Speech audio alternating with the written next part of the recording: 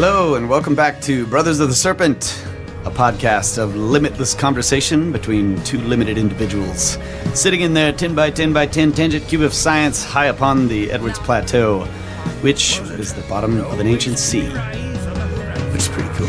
That's right. I think that sea is still down there. It is the Edwards Aquifer. Yeah. Yep. We got a bunch of straws down in there. That's right. Sending it to San Antone. Yeah. Yeah. No politics.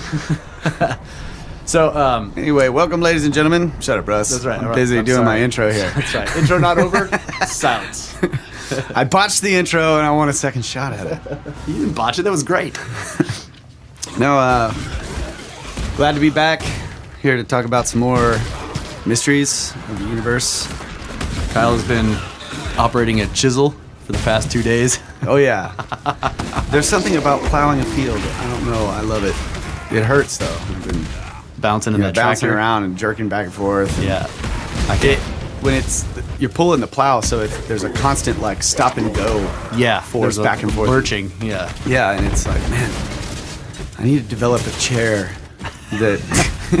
The seat has all these different controls, and one of them. And it tries to float you, but Right. One of them you just can't do it. that I found, you can switch it on and off, and it basically unlocks a spring-loaded forward-reverse slide, so that the lurching Right. is sort of compensated, and that is key, because for the first day that I was plowing, I had that thing locked, and my ass was really chafed. But yeah, it's getting better. It's really weird just tearing into that dirt, and I was thinking about Enlil giving the plow to the Damu. Yeah. And like in the cylinder seal that depicts him doing this, the plow is like these, the two handles, and it's got like the one. Right. It's a wedge shape, right? Yeah, the one little wedge. Yeah. And so I've been thinking about oxen. Like, man, they had to first you have to tame these Aurochs. animals, the aurochs or whatever, and then some engineer had to design some way to like hook them all up together and and build the harness and train them in such a way where you could, like, man, once they start pulling, I was just thinking about, God, like, right in the handles. Are you trying to guide it? That oxygen is like you're supposed to try to like guide it so that it digs those nice furrows and rolls that dirt over. Oh my God, it must be hits rocks.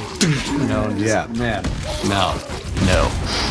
Yeah. But yeah, that's what I've been thinking about, riding around in that tractor, like plowing up that field. And you're not using a regular furrow plow. You have a chisel plow. Right. Yeah. It's basically a bunch of fish hook shaped things that, like sideways, where the hook is just dragging the ground. Right. So if you start driving, it just goes. It sucks it down. Yeah. And there's these two wheels on the side that you can set the levels. Yeah. And so the wheels will roll, and the hooks will be down below the bottom of the wheel, 10 right, inches so you can or let it suck it all the way down, or you can set the wheels to where it kind of floats it at some particular level. Yeah. So today, it's been set at about 8 to 10 inches, right? And today, when I was getting done, like, I noticed like it was dragging. I'm just like, man, the engine is bogging way down, and it's. I was thinking I was low on gas, and maybe it was wheels came loose, pulling in some water. But yeah, one of the wheels.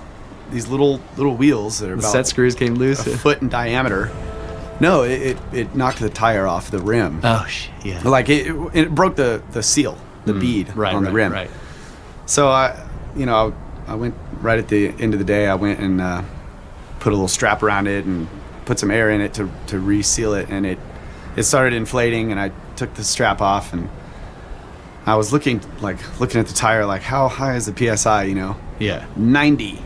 Wow. I was like, what? Yeah, I guess the smaller tires can take. I was too scared to do it, dude. I went 70. Yeah, I mean, this tire did not look like it could. I was just like, dude, 90? I don't know. Right, but it's like, it's something weird about that. Like, if it was a large space, 90 pounds would be too much. It would destroy it. But since it's so tiny. It's a small tire, so it can take. There's less square inches. Right. It's 90 pounds per square inch on fewer square inches, yeah. If you try to put 90 pounds into one of those tractor tires, it would explode. Yeah. And you would be no more. That's right, because that tire is big. Yeah. Those are filled with water. Yeah. We found that out when we tried to fill them with water. Oh, This one's already full of water. Yeah. Oh. Anyway, been doing some ancient science in the field. Yeah. Yeah, I've been watching the field change as you do it. Yeah. So you have to plow it all in one direction, and we have a neighbor who came and consulted and told us like, oh yeah, you can't turn around with that plow in the ground. Yeah, we you were have like, to pick it up. oops. Yeah. Whoops. So every time I get to the end, I have to pull it up and then back up and turn around. And I'm next to a fence, and I got this huge plow on there. It's just a pain in the ass. But Right. So you have to drag it the same way, and you can't like turn or whatever. Right. And I did that all the way across the field, dodging telephone poles. I hit my little rock cairn once and broke it. So Oh, I no. had to rebuild that. And then after you're done doing that, which took 2 days, You have to rough, do well, it. a day and a half, you have to do it again at a 45-degree angle. 45-degree So you're angle, like, yeah. going That's over. right. Yeah. Going against the waves. But it's cool. And then I'm going to get out there and disc it. And that's going to be... You're the old harrower. Yeah. Well, you're going to trick me, Jer? No, but the disc is my job. Yeah. The freaking chisel's your job. Disc is my job. Whatever. This is established. So I was gonna say, for the last show, the very first thing that we did was the CIA document, and I feel like I should just point out that if anyone thinks that like I really can't read because I was going no that was what the guy was saying, like when you're reading the transcript, the remote viewer is doing a lot of hemming and hawing because he's trying to figure out how to describe it. So I was I was skipping a lot of it, you know. But when the guy would say, "So what do you see?" and you're reading it, he goes, and they've got it all written out. So I was kind of reading. I just want people to know that was actually in the script. I was not like that's what it sounded like to me. I didn't. Okay, think you were. I haven't heard it yet, but I just wanted to say that that was actually part of the script. Because I thought of it afterwards. I was like, man, I wonder what people are gonna think. I'm like, that dude couldn't read simple sentences. I'm like, And it sounded good. Okay, cool. All right, and I do have another article. This is also from the 14 Times. This one is about. It's basically the premise is strange phenomena occur much more often than people imagine. Okay, so and they have a list where they basically tell you, like, so they show you, you know, what's routine and then, you know, what's like less routine or whatever. So it goes through the list. But routine phenomena. Barely a day goes by without a letter delivered decades late. Okay, 112 years from Australia to England is the record. So, What? yeah. Let's see. Road accident. What was that? What? Whose fault is that? The Postal Service. But that's from Australia too, right? How long was it in Australia? I guess it sat in Australia for 112 years, and then they finally delivered it to England. That's what I would guess. I don't know. Delivered it to who? Right. Their ancestors. Yeah, or it their, just shows up at the not their address, like- ancestors. Yeah. The other way around. Their all- descendants. Yeah. Some, you know, from the Victorian times, whatever. Well, it would be like 19th century. What is this? Open it up. This is a really important message. Yeah, can you send me that alchemy kit? Okay, road accidents between trucks carrying fortuitous loads. One with bacon, say, colliding with a truck bearing eggs. Yes, that's straight out of the Far Side. Yeah, and they're comic saying right this is there. routine. This happens like, it says barely a day goes by without these things taking place. Pets navigating vast distances to return home, normally cats, but the record is held by a collie who managed, by stowing away on a boat, a 4,800-kilometer journey from Calcutta to Scotland. Wow. Wait a minute. A dog When it went back. No, it like, I guess they lost it in Calcutta in India or whatever, and it traveled to Scotland where the family lives. Oh, by stowing away on a On boat. a boat. Like, how did he fucking know to get on a boat? Anyway, and various permutations of golfers holding in one. The odds on any ace are 27,000 to 1. So this happens. These are things that happen every day. 72 backwards. That's right. Rings recovered. Lost rings found and returned by strangers are the small change of the phenomena world. After all, they're made of substances that endure and are often inscribed. In Hawaii, diver Ken DeVico expects to find about 15 wedding rings a year in the sea, many of whose owners can be traced. Even if fish get there first, all may not be lost. There are cases of rings being retrieved many years later from fish and shellfish. Exile. Far less common are losers making the find, as when Karen Goad went to a Pembrokeshire beach and found a ring she had lost when bathing 10 years before. And that kind of reminds me of Dad finding his ring out there in the dirt where he was working on the tractor like 10 years ago. Remember? And he like had lost his wedding ring, and then he went out there and just, there it was in the dirt. He's like, ah! Yeah. Do you remember that? That was crazy. I remember him finding. I didn't know where it was. Yeah, it was just like out there in the dirt where he was working on the tractor the day that he lost it. Yeah, 10 that's years crazy. ago, and it just popped up out of the dirt. It's like, here I am. Well, Okay. I lost mine, and it's at the bottom of the Medina River. I mean, the Medina Lake. Yeah, which is, yeah. And it dried up sometime It just after I it's not lost its it. time yet. Went out there, spent like multiple days out there with a metal detector, and found a whole bunch of stuff, but not my ring. That's right. Dang it! It's not its time yet. It will come. Okay, lightning strikes twice. Instances of people, invariably park rangers or similar, being struck more than 5 times are almost commonplace. Yeah, I tell you, been struck by lightning 7 times. Why does this keep coming up? But few women have been unluckier than Martha Martika, a Bulgarian who has been widowed not once, not twice, but 3 times by lightning strike, killing her husband. What?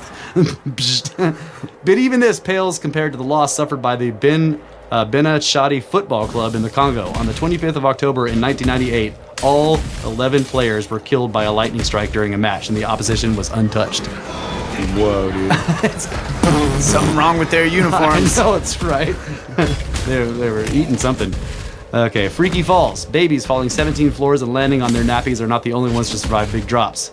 Last month, a woman slipped off a beachy head on Britain's south coast and was caught on a narrow ledge tens of meters from the ground. Snow often plays a part, cushioning the fall. A Japanese climber who tumbled 1,200 meters off of Mount Rishiri, for instance, and landed in soft snow and wasn't harmed. But for a true miracle, try the Swiss man who was blown by the wind from his 17th floor balcony, only for another gust to propel him safely onto a lower balcony. Holy crap. What? It's like, whoa! Oh my god. Okay, Somebody just walks in off of your balcony, you're like, hey, yeah. just sorry, I Blown in fell. with the wind, yeah. Spooky coincidences. Many are not that unusual, like 2 people at a party sharing a name or a birthday, or even the famous coincidences between the deaths of U.S. Presidents Lincoln and Kennedy. And yet, Sir Anthony Hopkins got on the tube after a fruitless search for George Pfeiffer's novel The Girl from Petrovka. He looked down, and there on the next seat was a copy of the book, and it was his own, which had been stolen 2 years before. That's pretty weird. 2 more classics. In 2001, Laura Buxton released a balloon in Staffordshire in Britain. It was found 225 kilometers away by a girl named Laura Buxton. Neville Ebbin died in Bermuda when I went through this one last time. Neville Ebbin died in Bermuda when a taxi knocked him off his moped. A year later, his brother was killed on the same moped in the same street by the same taxi driven by the same man carrying the same passenger. Yeah. And best of all, in Massachusetts, in 1965, Roger Lauser, 4 years old, was saved from drowning by a woman called Alice Blaze. 9 years later, Roger saw a man drowning on the same beach, dived in and saved him, and he was Alice Blaze's husband. That's pretty cool. The ironic exit. Courtesy of the not-so-grim Reaper comes the following. South African Danny Dutoy, I guess, gave a lecture warning that death could occur at any time. He sat down, popped in a peppermint, and choked to death.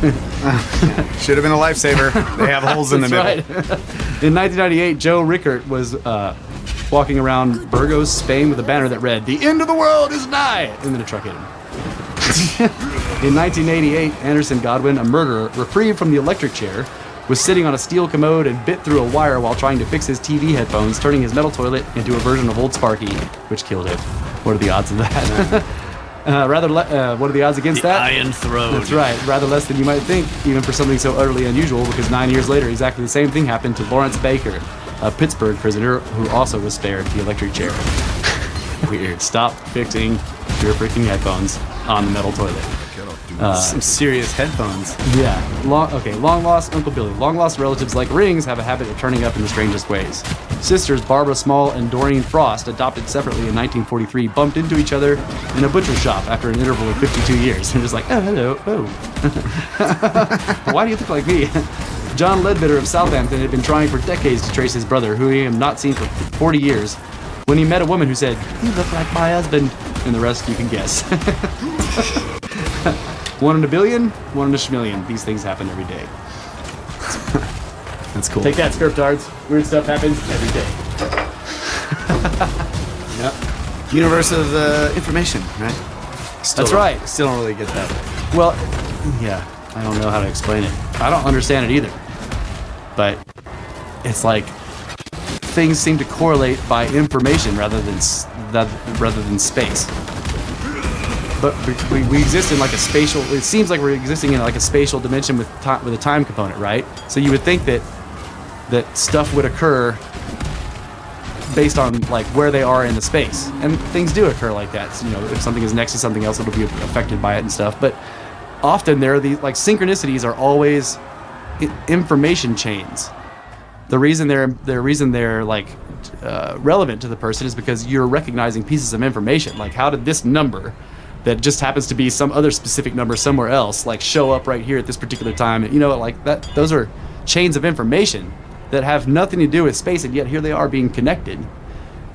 Which to me seems like that on some level, this universe is ruled by data. I'm here to serve. You see what I'm saying? Yeah. So one of the things I think about, and I don't know if this is it still uses like the physical world, but I think about vibration, like in sound. I'm always analyzing sound.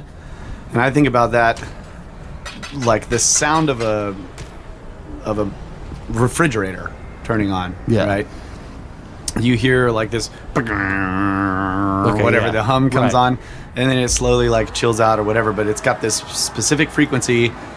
And the way I analyze it is like, okay, that refrigerator, I could analyze that sound and determine the whole design of the engine, or not the engine, the whole design of the electric motor and the pump. You could sort of interpolate right, and the fluid moving through the compressor, and then how big the refrigerator is, and what are the contents inside it. Basically, like theoretically, just by the sound, you could figure out it was a refrigerator. Right. So I think about it like that, and also that the energy or the electricity that is powering it is 60 hertz at 120 volts or whatever, and.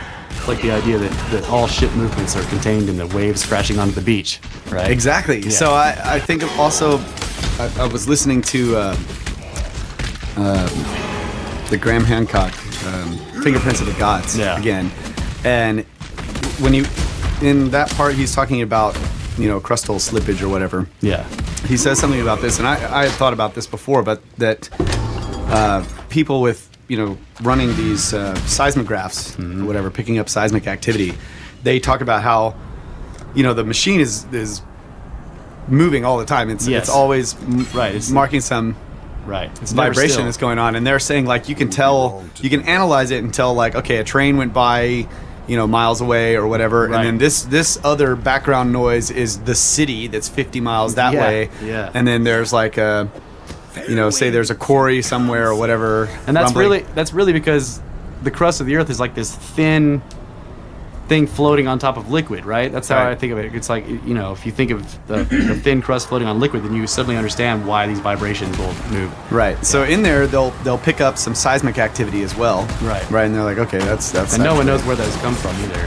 Right. But the other thing that they described, which was just freaking badass to me, was that removing all of that, there is this constant resonance, rumbling and all these weird things that they're like, we have no way to account for this just stuff going on down in the bowels of the planet, just whatever, But that's just so cool. So I think about like when you talk about being pure information, my knee-jerk reaction is thinking of, say, programming like ones and zeros or whatever, like information in that way.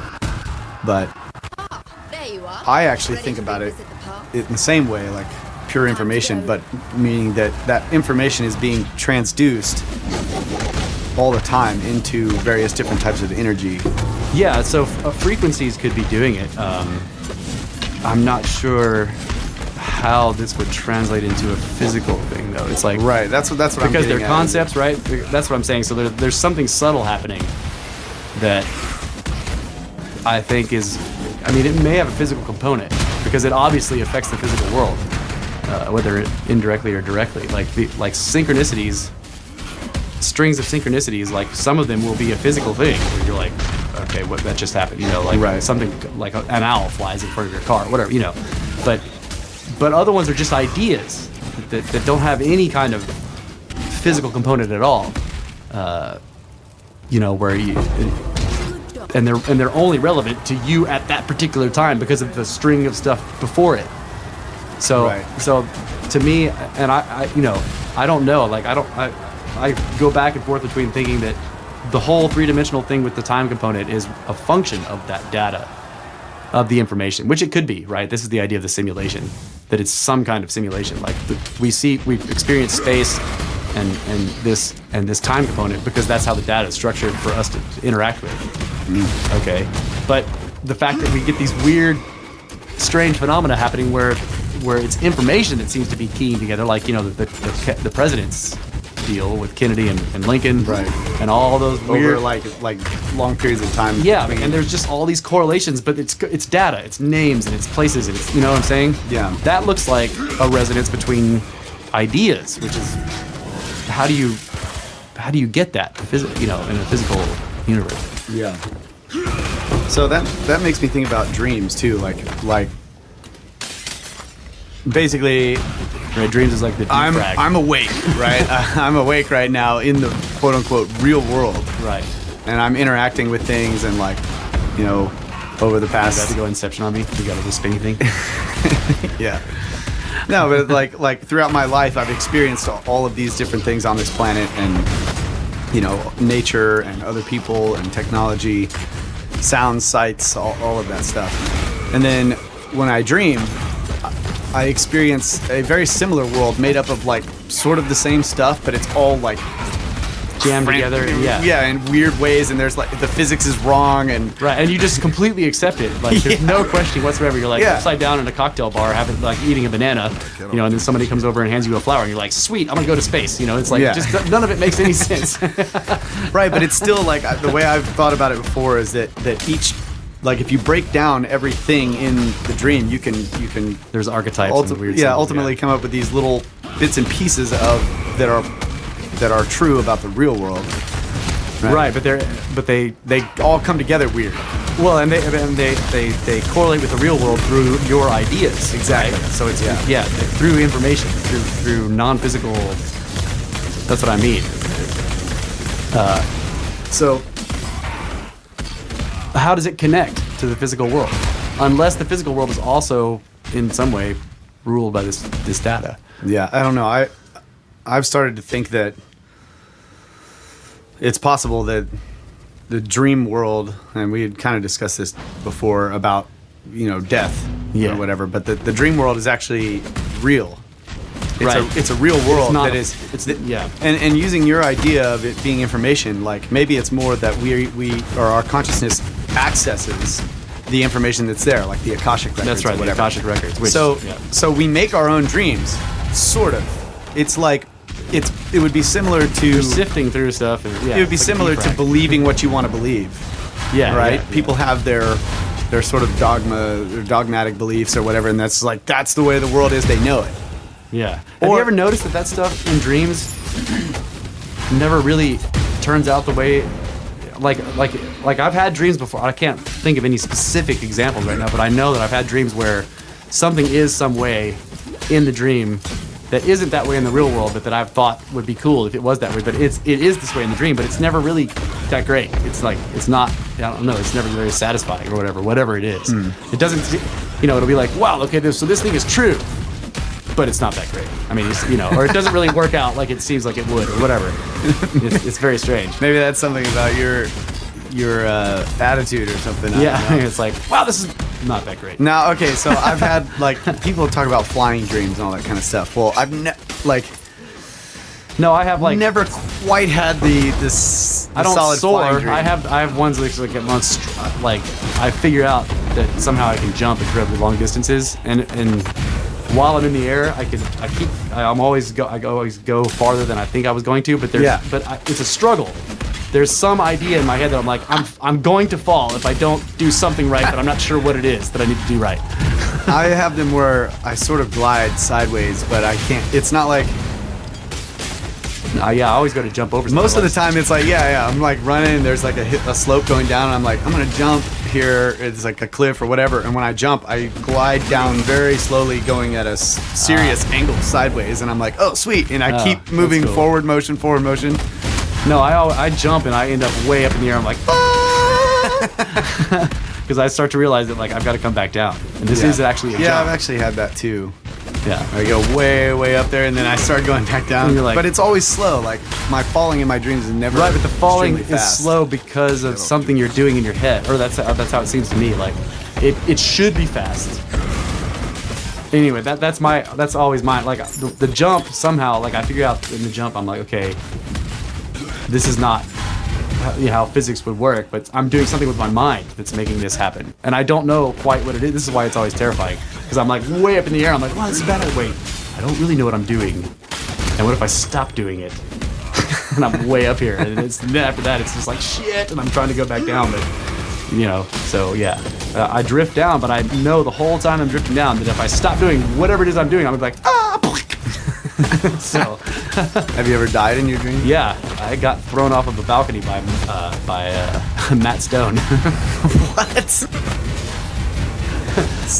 We were partying in this hotel, and it was like a super high rise in the middle of the downtown somewhere. So we were like 50 we were a ridiculous number of floors up, and there were 2 balconies, and somehow they were like sticking out of the external part of the hotel, right? So we could look down to the street way down there. And there were 2 of them. One was a shorter one above this way bigger one below it.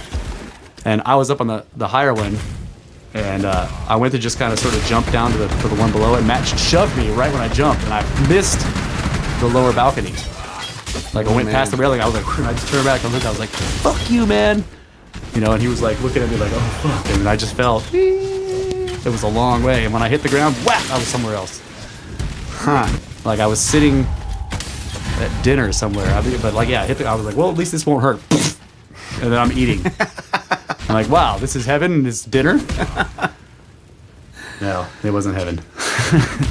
I had one that I can remember where I died, but it's like I came out of my body, and saw my dead body. Okay, yeah, so that didn't happen. Like there was nothing left of me. I was like, I'm dead. And then I was like cruising around. That sort of was like a flying dream, but I wasn't really flying. I was a spirit just like. So you had a weird like a near-death experience, out-of-body experience, lucid dream thing all at once. It wasn't really lucid. Okay, you weren't lucid. No, you had an out-of-body. You had an OBE plus an NDE. And it was from falling, so I fell a long way, and it was real slow. But when I hit the bottom, I died. I hope. And then I just like came out of my body and saw it there, and I was like, I would love to die by falling. That's like the least. Die by falling. Yeah, like from a great height though. You're just like, whoop, and it's there's nothing. I imagine that when you impact, you can't feel anything, of course. Yeah. It would just be like, it would be like a bright white light, and you're like, hi, Dad, or whatever, Grandpa. But I have a question about dreams for anybody who's listening. Have any of you ever used your cell phone in your dream?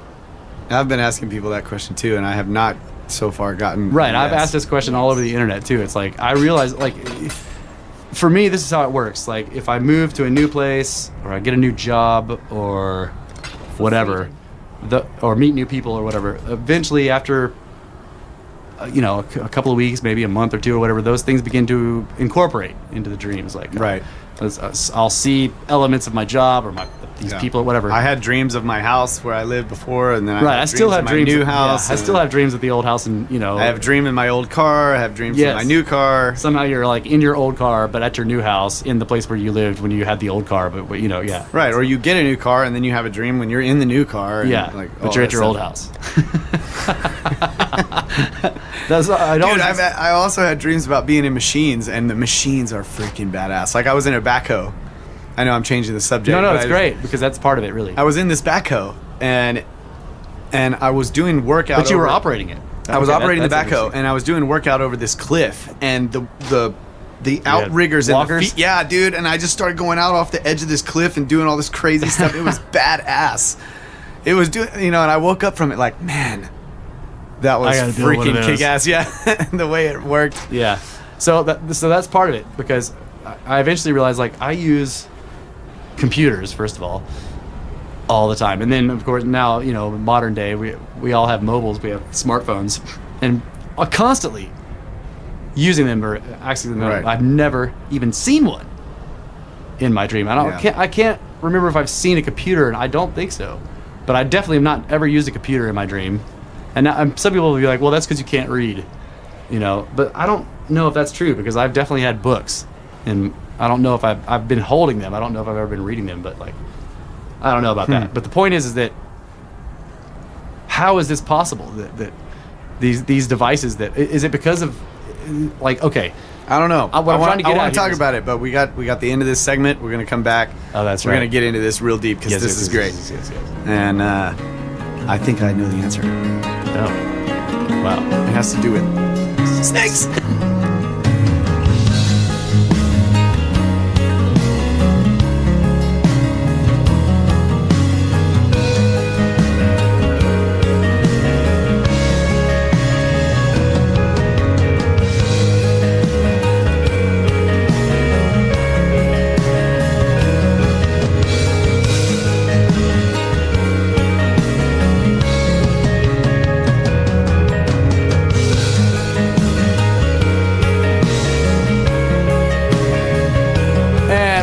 Ladies and gentlemen, to Brothers of the Serpent podcast, where we are coming to you live, not really, from our 10 by 10 by 10 tangent cube of science, and we are discussing a whole bunch of stuff that we completely don't understand. So we were talking about in some ways, the universe somehow being informed by information that is non-physical. And we were in the context of dreams, we were talking about this too. And so I started to ask, and this is a bit of a tangent on that, but why is it that I don't, and I have not, and I've asked a lot of people online, and Kyle's asked people too, no one uses their phones or any kind of, okay, let me put it this way. As far as I can tell, the highest technology I've ever used in dreams are vehicles and buildings. Okay? I have interacted with structures of all kinds, very high-tech ones, skyscrapers and shit. Even a space station one time, I think. And then vehicles. I've operated cars. Kyle was just talking about running a backhoe that was crazy. Could cling to a cliff. Not things that work off of like a nothing coded, digital. Yeah, nothing digital. Like coded. I've never had a GPS. I think of it in terms of coded. I wonder if it's because these things operate on the quantum level in some way. They're running off of electrons, doing the electrons are going through pathway switches and stuff. I don't know. I just think it's weird. Interesting way, yeah. Like, how do we not even see our phones? Like, I don't even ever see it as an object that like where I'm like, there's my phone, but I don't grab it. They are absent, right? Like, I never go anywhere without it, and yet in my dreams I don't even have it, and I don't even think about it. I've actually never used a phone, like a landline. Have you ever picked up a landline in your dream and called somebody? Right? There's something. Remember. Communication doesn't seem to have, like, no radio. Anyway, I'm sure there's other things that people will think of, but like it started with me with the cell phone. I just realized, like, I've never even seen this object in my dreams, and I have it with me all the time, every day. I interact with it. Right. So when pagers first came out, right? Right. I had a pager, and I had it with me all the time, and I used it all the time. I never had a dream about my pager. Right. Which and is then weird. And then we get the cell phone. I'm like, yes, this is like the most kick-ass thing I've ever had. I got my own phone, cruising around, walking around. I could call anybody anytime I want. Not in any of my dreams. Never. Yeah. But while I had that phone, I ended up getting a new car. The new car shows up in the dream. Right. Within weeks. Yeah. And you'll be driving around your new car, but not having your pager or your phone. Right. And then smartphones, like the more like our society has moved towards, like, everybody's using their phone all the time. Right. And it's also a camera, and it's also a recorder, and it's also a calendar. And, yeah. Yeah, so that would be an interesting question too. People used to use cameras with film. Right. And- I've never used any kind of camera or anything like that. That's what I'm saying. I've used vehicles and architecture. Well, I mean, a question to people like, did you use a camera, Like an like old school an old film camera? in your dream, but you don't use Some your kind of cell phone mechanical camera in device, your yeah, dream? yeah.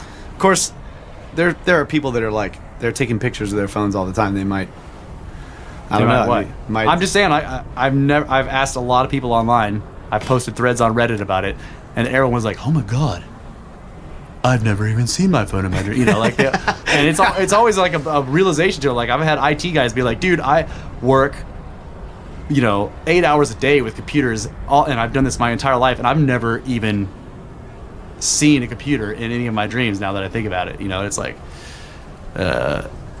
so there's something there. I think there's something there, and this is like, I'm interested in these kinds of things because, to me, it feels like this question, behind this question somewhere is some structure, some real fundamental structure that we could get a look at. Like, in other words, like, behind this question is some fundamental structure of how things work, right? Our minds and the universe and stuff. Like, Yeah. there's something going on here that's weird. That if we could figure out, So you brought up this idea that people can't read in their dreams, right? And I don't know this for sure. But I've heard that before. Yeah, it's and like that- the text is all gibberish. So and it changes every time you look at So it. reading, like we've talked about language before, and alphabets Babble, and yeah. the letters, right? The letters are all symbols, each one a symbol meaning many layers of things Right. over time by different civilizations, and Yeah.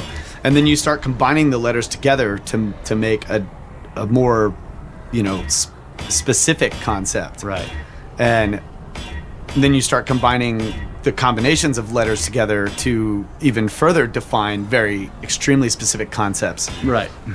And if people can't read in their dreams, I feel like that's related to not using these technological things that are all based on code. Right. Okay. You see what I'm getting at? Like, because I could see people have told me, like, well, you don't use computers because there's a screen with text on it and you can't read. No. Or you can't use your phone because it's all text Yeah, interaction. but that'd be different. Like you said, for example, there was a spaceship, right? Yeah. Like, well, in the spaceship, you're like, computer, take me to the Centauri didn't. system. It was all levers and shit. Exactly. My point is that so in the spaceship in your dream, you're using levers, which are mechanical things. There's Right. no code. Right. You're saying that there's no programming Using symbols and concept. Yeah, software. Yeah. Okay. So yeah. have you ever played a video game in your dream? No, but have you ever used an actual old school landline rotary dial phone, which doesn't have any software? Like, we need, and you're like, hello, and call somebody. Like, I've never even seen a phone. I can't remember in my if dream. I've used. I've heard phones ringing in my dreams, but that's because they're ringing in the real world and it's trying to wake me up. And I can never figure out, and I always think it's an alarm in the dream. Never think it's a phone. Yeah, that is one thing that is really weird too. Just like my alarm's going off. Yeah, and in the dream you're like, what the fuck is that sound? Yeah. Like you find it, you're Doing all this burying it, crazy shit. Yeah, trying to make it shut up, and it's just like no matter what you do, it's the same volume. Yeah. Yeah. So I guess what I'm the connection I'm drawing here possibly is that there's something involved in the symbols. Even when you can't see them. Yeah. I was thinking, okay, because the symbols are informing quantum stuff. Right. But if our consciousness is on the quantum level, Right. as well, like what I'm trying to say is like the screen, anything on the display on the screen is the product of code, right? It's it wouldn't be there Yeah. without these symbols, Right. or whatever, the software. So like, that's why I was thinking the camera idea you might find people, and this Use is a just totally mechanical out, old school film camera. they've used the camera, or they've used the flashlight on their phone, which people use the flashlights on their phone. So they're walking through the woods in their dream at night, and they're using the flashlight, Yeah. but they're never. But that's a I light. use flashlights, but it's never been my phone. Right, but I mean, Yeah. I No, use I see. headlamps. I haven't actually had one of my headlamps. It's probably because they're LEDs. That's right, and they have a digital controller that strobes it. It's very interesting. I don't know. So it could be the symbols behind the firmware, the Like software, the whatever. is what I'm thinking. It could be, and that would maybe ties into the Babel effect, like somehow.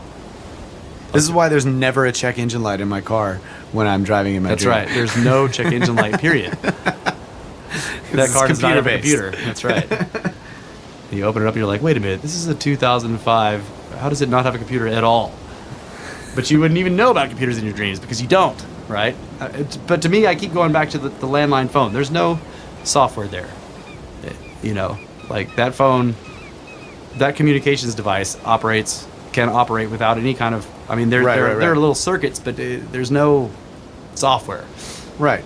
And yet, I've never even seen one in my dreams. And that was harder. That's a harder question to ask because most people are like, don't recall. I'm not really sure what like a landline looks like. Like the younger people. I'm like, with the little coily cord and shit. No, they've never seen one. But older people, I've had older people respond like, yeah, I've never.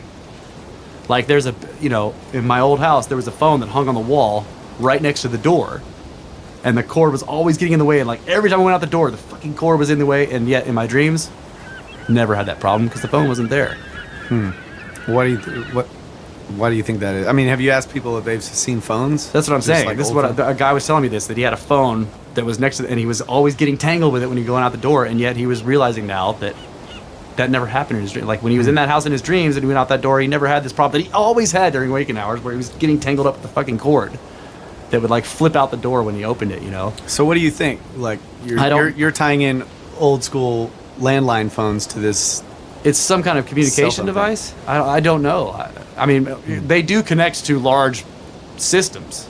Maybe that's what it is. Like you could view them as like remote pieces of something that probably does have software, except that the oldest versions of phone systems didn't have any software. They were just switchboards with somebody operating the switchboard. But I don't know. That's what I'm saying. Like I thought for a while that it had to do with text, but then I was like, wait, that isn't quite right, because like why don't I ever see the phone, just like the device? I never even see it as an object. Okay, so here's another thing. And then I realized that it doesn't seem to be that it's digital or whatever, because I've never seen a fucking regular phone. Right. So this is what this is making me think of. When I have conversations in my dreams with people, Yeah.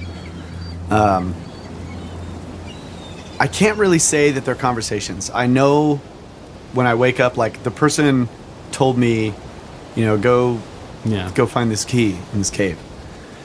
But I have to sort of make that sentence up, because really they just convey the idea to me.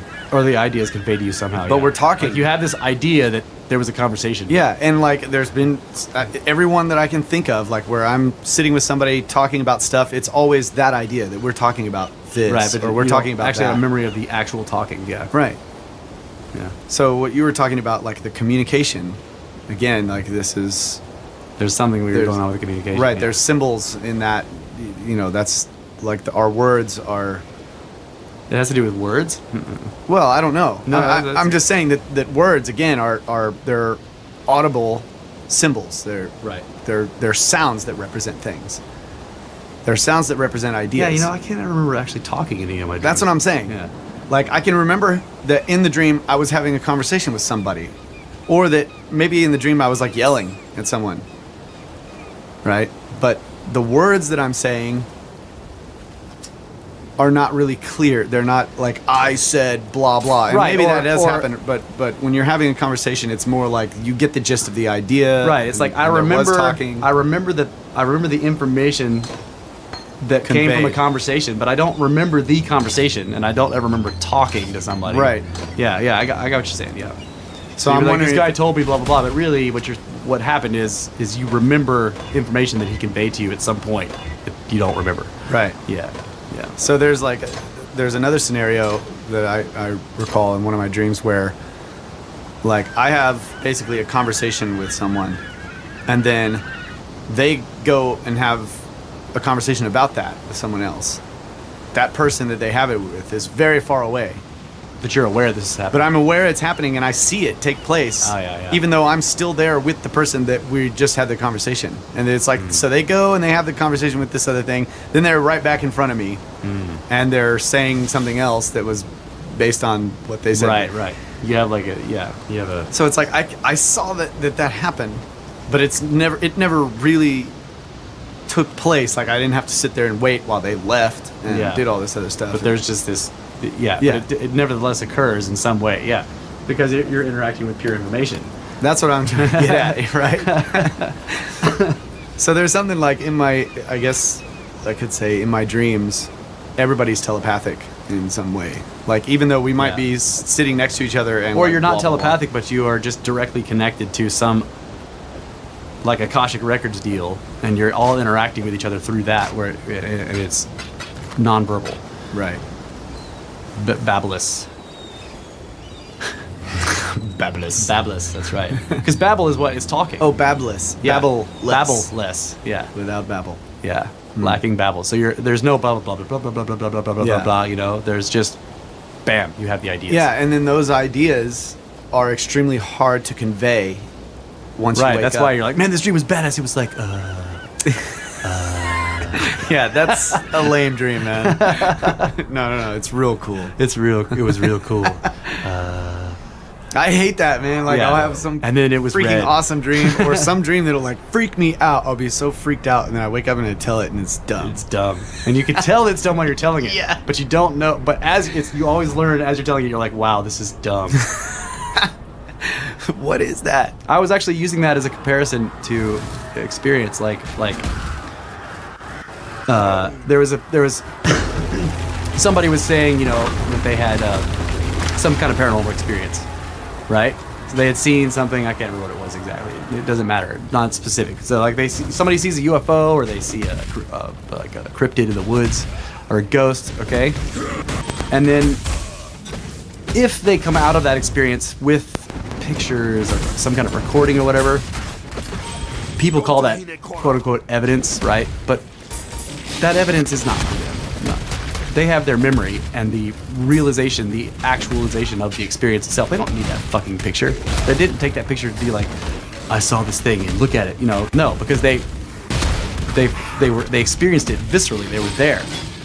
That picture or the recording or the audio or the video or whatever is for everyone else. Right. And this is part of the reason why a lot of times people forget to do it, because they're having this experience, and it's so, a lot of times they're so, powerful that you're just interacting with it, and you don't think of everyone else and what they're going to say, and yet when you go to the Grand Canyon and you're standing in front of the Grand Canyon, you're just like, holy shit, this is badass. Then you take a picture, then you try to show that picture to somebody, you're looking at the picture, and you're like, yeah, it doesn't really kind of, you can't really tell, but check it out. But yeah, so so you show that picture of the Grand Canyon to somebody, and they're like, wow, that's pretty cool. But that picture cannot convey to them what you felt standing there in front of the thing. Right? You're aware this picture is a pale, poor, faded imitation of something that is like just fucking awe-inspiring, and that when you show it to somebody, they might be like, oh, cool, but they are not going to feel what you felt experiencing. So paranormal experiences are the same way. So I take a fuzzy picture of a fucking ghost or whatever, and I show it to you, and you're like, yeah, man, I'm not really sure, because you weren't there, right? Right. But so people thinking that this stuff is evidence is just like, it's not. That's not what it is. It isn't evidence of anything. So going back to the person with the paranormal experience, there was a guy who was just like, and the person had taken some photos, and they were fuzzy, just like all paranormal pictures are. They're just kind of like you look at it, and you're like, I don't really know what that is. And this dude was skirp-harding it, basically, just like, yeah, so that's terrible evidence, and blah, blah, blah. I was like, dude, did you have a dream last night? I say, bullshit. Picture didn't happen. Show me the picture of your dream. Right? And he was like, well, that's not fair. You can't take pictures of your dream. I was like, okay, have you ever sneezed before? When was the last time? You remember the last time you sneezed? I say, bullshit. There's no such thing as a sneeze. Give me a picture of it. Yeah. But he's sitting there having no picture of his fucking sneeze and no way to prove it to me. But he remembers, like the violent fucking sneeze happening to him. And of course, anybody that is in the middle of a violent sneeze trying to take a picture of it is going to get a blurry piece of shit crap photo. You can't do, and yet there they are, like trying to convince me, a sneeze skirp-hard, that like, no, this really happens because they experienced it. And I'm like, bullshit, I've never sneezed before. I've never seen anybody sneeze before. And your pictures are all fuzzy crap, Yeah. So it's like, dreams are like an excellent example of something that you experience, and they can be powerful. Like you wake up from a nightmare, and you're like, and you try to tell somebody about it, and it's just dumb. right? Yeah. And yet you remember the experience and you're still like terrified by it, but even while you're trying to convey it to somebody, you're like, wow, this sounds really stupid. Yeah. That's one thing I've learned over the years is a lot of my dreams that are extremely powerful, I will not attempt to tell anyone because they were all image related. Right. And I'll know that, like, I cannot convey. And not just image, but there's like concepts that But still, I'm just saying that there will be Emotion. images and say scenery and stuff in the dream. There's no way. It's like telling somebody about the Grand Canyon with no pictures. Right. Like it's huge. it's a crack in the You can't. There's dirt. They have to experience it. Yeah. In order to really get it. right. The So- name is the the Grand Canyon. Yeah. So I've written Very, very large. I've written my dreams down for myself. Right. So that I don't forget them, and then I'll go back and read them again, and the images and the stuff that was in it will come back, and I'm like, man, Right. you know. But you reading that stuff you wrote down actually recalls the actual memories, right? Yeah, that's what I'm saying. Whereas when I read it, I'm aware that happens and I'm reading it, but that doesn't happen to me. Right. So I know that my level of understanding is like shallow, right? Right. And yet I know when you read it, like you read these short sentences and all this stuff happens.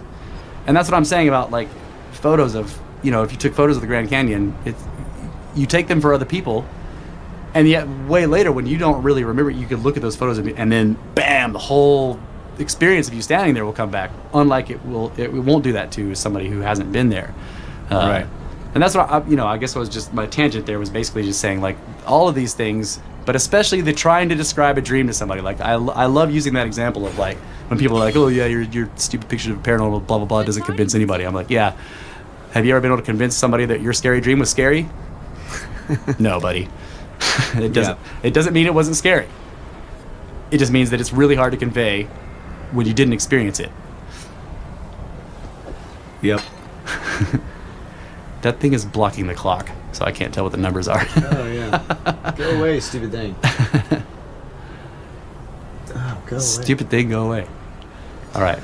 So this is a little off topic here, but I write my dreams down, not all of them, but I have a book where It's a dream journal, yeah. Which Yeah, I dream wish journal. I wish I could do it, but when I wake up, I'm like, nah. well, I don't write them all down by any means. Like there's only some chosen ones in there that I'm like, I have to write this down. Yeah. And I've noticed, years and years later, going back and reading through the dream journal, that there were, when I'm reading a dream that I could have totally forgotten, Yeah. there will be parts that I didn't write down. That you recall. The elements of the dream that I did not write down Right. intentionally. Yeah. Yeah. And I'm like I didn't want to put that in the dream, in what like, I it wrote was down, weird, because it was yeah. weird, or it was just off something. But now you understand it, yeah. Or not that I understand it, but that like, wait a minute, why did I do that? Like I wanted the why dream was I- to why was be I editing? something that it wasn't. Like I didn't. So it was like I wasn't even being honest with myself about what I really Yeah. wanted to be in this thing. You're like, I need a prophetic dream from divinity, and then But you I get leave, one. like- You're like editing it. So- Yeah. And it was like I'm not sure if I knowingly edited it, but I would leave it out because I would think, it's not important. But later I realized like I actually didn't like that. Like I did not like that Right. aspect of it. So I didn't put it in there. So yeah, it wasn't important, and I learned something about myself. Like I'm Yeah. capable of doing this. of editing reality. Yeah. Yeah. Yeah. And so later I'm like, I got to go put like these notes in there. Like there was this other aspect, of the dream. But it's fascinating that you read the text you did write, and nevertheless this unimportant thing comes back to you, and you're like, wait a bit. So in other words, it didn't matter that you didn't record it in words, because Exactly, you actually it's did there. record it in words.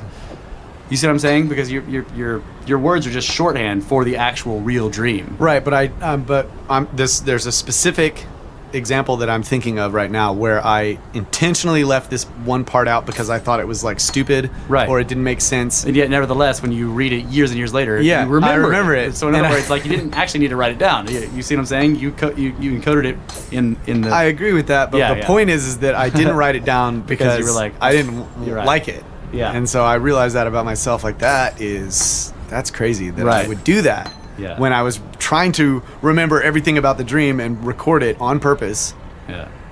and I left this out. So like. Right. So I don't know. yeah, that's cool. I guess what the point I'm making is like maybe the fact that like you recalled it nevertheless, right? In other words, what I'm saying is like maybe you could record dreams with just a few concepts, and then you read those, and bam, the whole thing comes back to you. You know what I mean? Yeah, well, there's some of them Maybe in not. there that I've read that I'm like, I do do not not remember remember having that this dream. at all.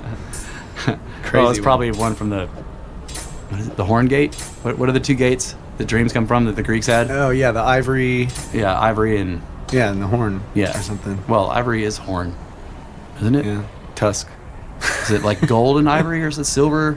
I don't remember. I don't remember. Yeah, but there were two gates, and one of them was like the dream gate was those dreams were badass and prophetic, and then the other ones were just like the ones where you're eating a banana upside down in a cocktail bar or whatever. So there's this thing that I've been trying recently for some reason, and I don't know if I talked about this already. Maybe. No, I don't think so. But when I've been going to sleep recently, Good tidings to you. I've been doing this thing, and I don't know why I thought of it or whatever, but when I start going to sleep and I close my eyes, there will be like these images that I start seeing or whatever. Yeah.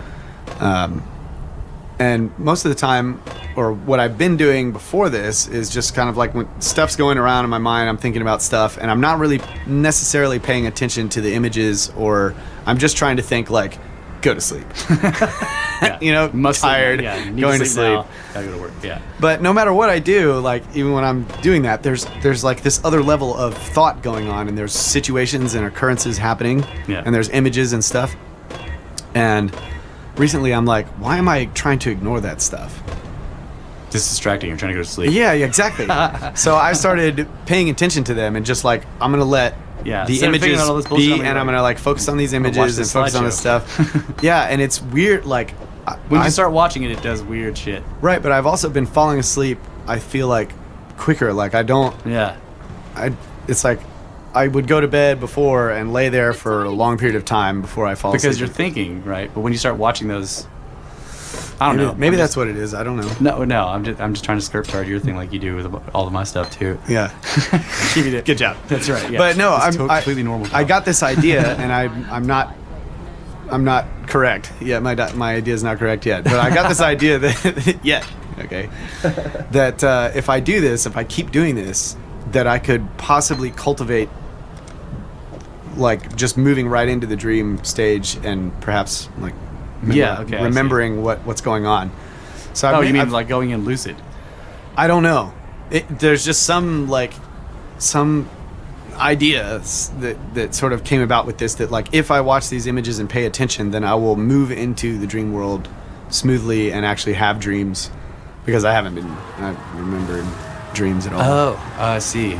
And so Are you sure? Because like, all I have to say is like, there's so like a lot of times dreams are just so short-term memory that you don't remember having dreams, but you do. oh yeah. That's what I'm talking about. That I'm not remembering them. Okay. And so I have this idea that like if I actually focus on the images instead of ignoring them, that I'll move into the dream state and remember it. But of course, that's not been happening. But I have noticed a change in the way Have you- I go to sleep. Like, why don't you try some of the lucid exercises? I've done those. They don't work? Doesn't work for me. You got to find one that works. Like, Well, this is one that I'm working on. That I don't know if it's a lucid dream exercise, but it's something that I'm intentionally focusing my mind on these images and like letting them play out. And I do know that like one time Laura starts talking to me, and this is shortly after that I started focusing on the images or whatever, and it was like boom, being startled out of sleep, and it was almost instantaneous. It felt like that, like the moment I started focusing on the images and just what was going on, like I just boom, it took me down. right. It's And a self-hypnotism type of thing. yeah, maybe Because so. I mean, like, when we were working on that a long time ago, a big part of these self-hypnotism exercises was using that mind screen right, to put up images, and usually it would be numbers or right, it'd and like 10. you'd be controlling the images that and like you're trying to hold that 10 there as you do the 4 count Right. breath, and it's like Yeah. You know? You were to write it on a blackboard. Yeah, I and, would just put up a glowing 10 and I was like, fucking stay. Fucking stay. And by the time, at the fourth bread, it was like barely there. And I'm like, okay, 9.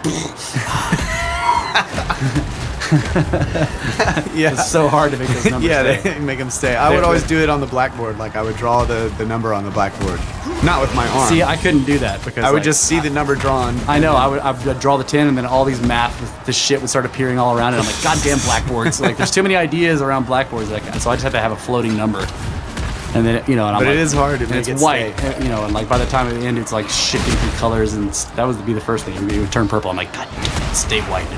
White. It's like red, green. So that was another thing that we talked about Peter Ralston, the martial arts guy and ontology guy last time. He brought up this thing about like trying to make your mind not like no talking, Right. No. Yeah. because there's like sort of this constant dialogue going on in your mind. Like To silence the words are happening. Going back to words, like when you're thinking about stuff, people typically think about them, and there's like there's a stream of consciousness. It's a constant dialogue. it's like words and stuff going. He's like, try to think about this thing without words. Yeah. Try so hard. and Yeah, it's he's just, like, it's words. Like, yeah, don't have word. Wait, no words. No, Right. shh, Stop saying having words about words. Yeah. It's really weird. Like, He's trying to say like directly experience it without the fucking. so I wonder if going back to the dream thing, like, are the dreams we some talk kind of about direct these? experience because there's no words. Yeah, and we talk about the conversations are not really words. So basically, to kick Peter Ralston's ass, I gotta be asleep. Yeah, effortless power. That's right. But yeah, And people do stuff. I mean, like sleepwalkers have been known to do. Usually, it's some kind of strength thing. Like I remember like our cousin Lane, when he was he was a small boy, like picked up the huge massive CRT, the big TV in their living room. I like when he was a little boy, he picked it up physically, and I think they said that all he did with it was like he pulled it off the little stand that it was on and like sort of set it on the ground where it was facing up at the ceiling, and he just stood there watching it while it was on the ground. But I mean, he picked up this gigantic TV that he can't pick up in waking life. And there's stuff like that with sleepwalkers that do, yeah, because or they'll go through locks. Like, how do they get through the door when they don't have the keys or whatever, and yet they're outside? And how do they get out there? Or they go through bolt locks, and you're just like, how did you? And the door is locked again, and you're outside. How did that happen? Or they're just standing right next to you while you're sleeping. yeah, that was me. Yeah. No, So you would sit up that and- kind of you would brings sit up about and like cackle. mind over matter. Like there's this Right. there's this concept that you can with your mind make shit happen, but people don't believe it. And then there's the other concept of like have the faith the size of a mustard seed can move mountains or whatever. Yeah. Whatever faith is, like Whatever mustard seeds your are. belief. Yeah, nobody's ever seen those. Yeah. Tastes good though. But whatever it's like, if you truly believe you can do this thing, then it's possible to you. And Right. Like in people that are sleepwalking are not. They're in a dream world Right. where Right. stuff is not right physically, and Yeah. they're doing stuff that is impossible in the They're- real world. they're- Quote unquote impossible. Their conscious mind, quote unquote, whatever that is turned off. It's asleep. Right. It's their subconscious or whatever that is, like that's doing stuff. The thing that dreams, your subconscious, that thing is egoless, which is why I think we discussed this briefly in the show before about how like when someone becomes lucid in a dream, if there's some other entity or person there, they'll be like, there you are, right? Like there's something happens when you become lucid where you kind of like wake up. And before that, if I was in your dream looking at you, you would be kind of mindless. I wouldn't be able to interact with you because you're just doing stuff, and Right. there's no way to interact with you. But if you became lucid, you'd be like, start looking around, like, there you are, right? yeah. So that the mind that they're using when they're sleepwalking, because they're dreaming or whatever, is the egoless subconscious thing. It's below consciousness, but it is also vast and Yeah. strange. Fast and strange. That's right. It's vast and strange. And Like full of snakes. I have snake dreams, dude. Like tons of snakes. Like if there's a snake in my dream, there's gonna be tons of Shitloads of them. snakes after that. Like I'll see one snake, and then they're just everywhere. I'm seeing them all over the not place, Indiana massive Jones. ones. I love snakes, Yeah, snakes are awesome. but I don't know if I've ever seen a snake in my dream. we're gonna take another break here while Russ thinks about that. We took a snake Giant break. pythons, I'm just remembering somehow.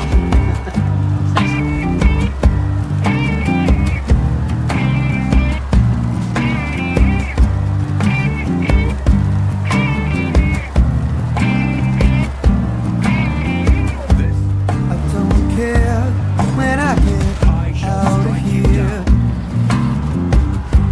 And that's a lie that I tell well.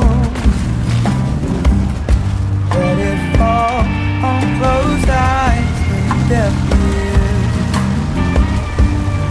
Just as long as you can tell. All right, we're back here, Snake Brothers podcast, having conversations about dreams and universes made of information and a bunch of other information that we don't understand and don't really know what's going on. So I Dreams, want, data, and death. so I wanted to bring up another topic on the dream, sort of in the dream genre, and that is sleep paralysis. Yeah, I know you've looked into that, and I've had it, but yeah, me too. So I wanted to start with, I read somewhere or something about, I'm not really sure if I've got this right, but it's something about how when you're sleeping, the brain produces some type of, yeah, some chemical that chemical shuts that- off your that shuts off your motor skills. So we were talking about sleepwalking now. So those people that are sleepwalking, something triggers the brain to, or it fails to turn it off. Yeah. yeah. And Like so like people that kick and punch or whatever in Right. their sleep. Yeah, and I've had that happen, you know, yeah. but- We wake up and it's like, grabbing something. Yeah, I can feel it sometimes, like when I'm on the edge of waking up or whatever, when I'm having a dream and I'm trying real hard to do something, and then suddenly my arm moves and Yeah. it kind of wakes me up. right. So like I overcome that thing. And see what? Yeah, But in sleep paralysis, it's like you actually the other become way around. conscious and you still have that turned on where you can't move. right. It's like you wake up before that enzyme or whatever it is done, is gone, and so and this is the materialist scientific explanation. I'm not sure that I buy it, because how can you overcome a chemical with your mind? Well, I don't know if it's an actual chemical. All I remember is that the brain does something that shuts off your motor skills. Right. It's a chemical neurotransmitter thing happening. Neurotransmitter, It's a neurological deal where basically there's some enzyme or some inhibitor or something is released that basically turns off your cerebral cortex and your motor functions. That's what they say. And then when you wake up before that chemical is gone, used up, whatever, when it stops being secreted or something, if you wake up before that happens, you can't move. And yet every time I've had sleep paralysis, there's this mental battle, and you can overcome it by, you're like, and first of all, you can move your eyes. Like I've always noticed that, like when you wake up, my eyes are free to roam around. I can't twitch my finger in the slightest. I can't turn my head, but I can move my eyes. And of course that makes kind of sense, because you have REM sleep, people's eyes are going all over the place when they're dreaming. So that muscle function is not shut off somehow by this motor enzyme or whatever. But the way I've learned, because I've had sleep paralysis so often, I've learned that, like, instead of straining to like try to move, to try to try to get up, I just focus on like my pinky. And if I can make that pinky move the slightest bit, wham, I suddenly come out of it, and I can move my whole body, right? So I don't think that's like overcoming some type of chemical compound. I agree. More than just like turning off whatever that switch is in the brain that's that's stopping your motor skills. Right. Motor functions. But the way that would work in the brain is by some kind of electrochemical interaction, is what I'm saying. Like, right. But that could be immediate, is all I'm trying to say. Like immediately when it stops generating that, then you can move again or whatever. I don't know. I don't actually know what it is, so I'm not really. Yeah, and I don't either. But I always think of like adrenaline, right? You get a massive dose of adrenaline, and it starts immediately, but man, it doesn't turn off. It has to fade out, right? There's a chemical sort of like a residual. Yeah, but when I had sleep paralysis, there's one time that I can remember having it, and I had adrenaline. Yeah. And I couldn't move. You still can't move. I was like, oh. And in that time, that I was actually at a friend's house, and we were watching a movie or something. There were 3 of us, and they were both. And one why- of them, yeah, why one is of there them was always in a an lazy entity boy, around? the other one's on the couch, and I'm like, I'm tired, I'm going to bed. So I get up and leave and go into the next room, and then I wake up a little while later, and there's this weird like noise Buzz. going on.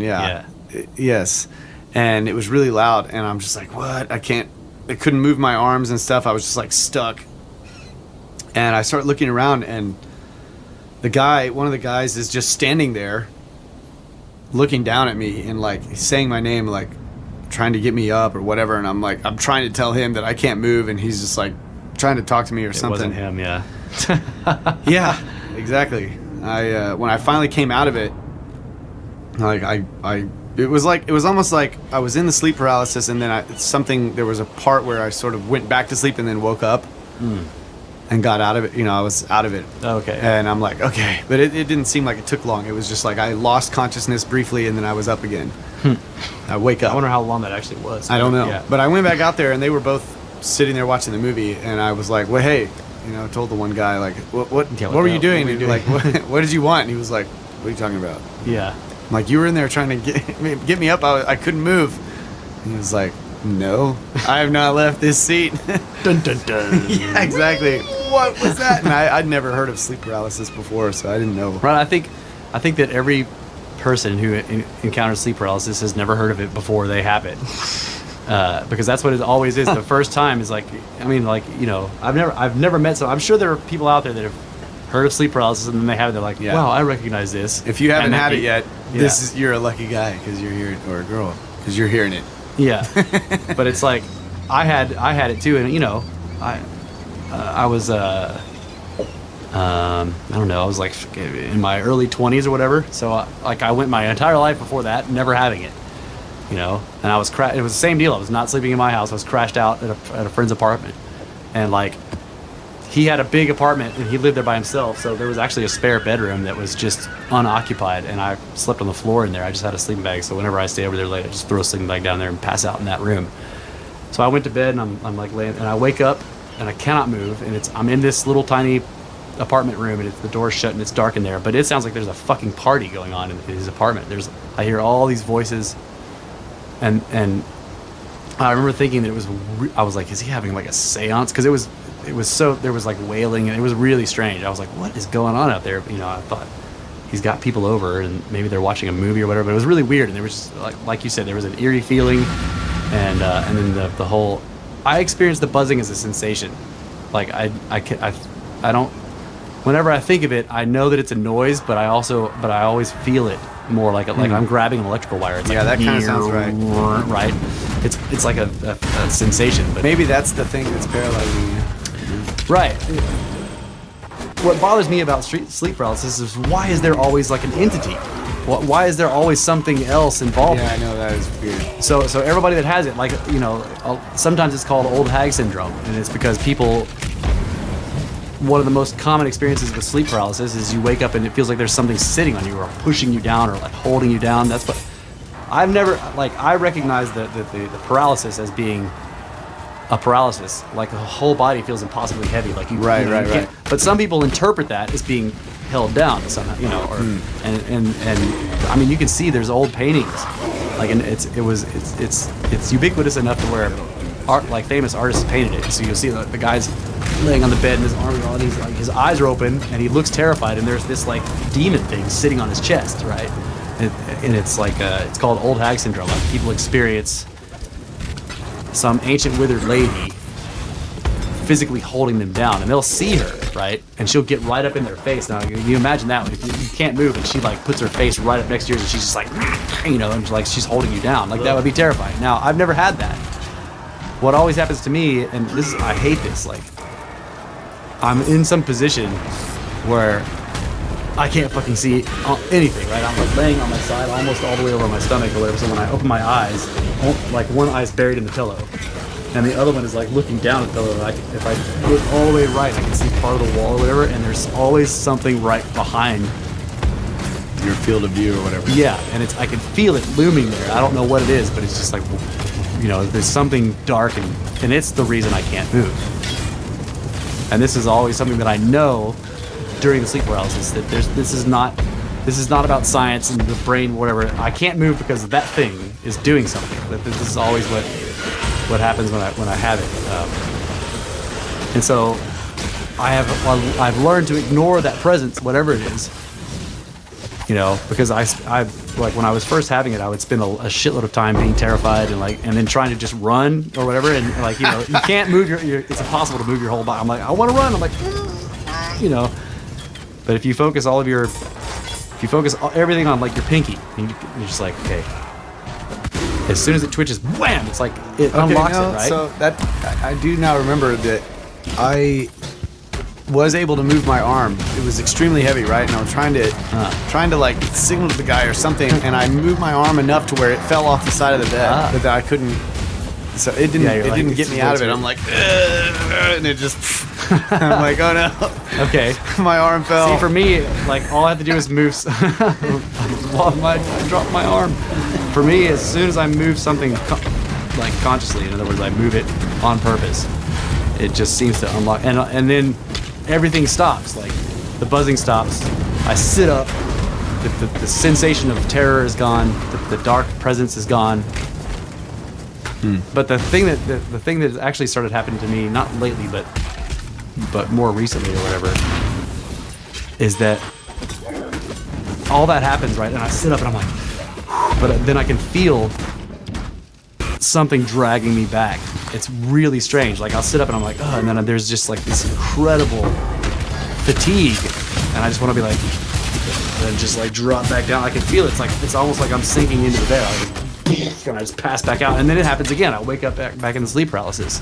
So I've had to learn to like, I have to get up and like walk, move around, do something or whatever, because like if I stay in the bed, like I get up and I'm all adrenaline. I'm like, oh my god, my heart's beating really fast. But then something grabs me, just like, and I'm like, ugh. I'm like, no, and I have to get out of the bed.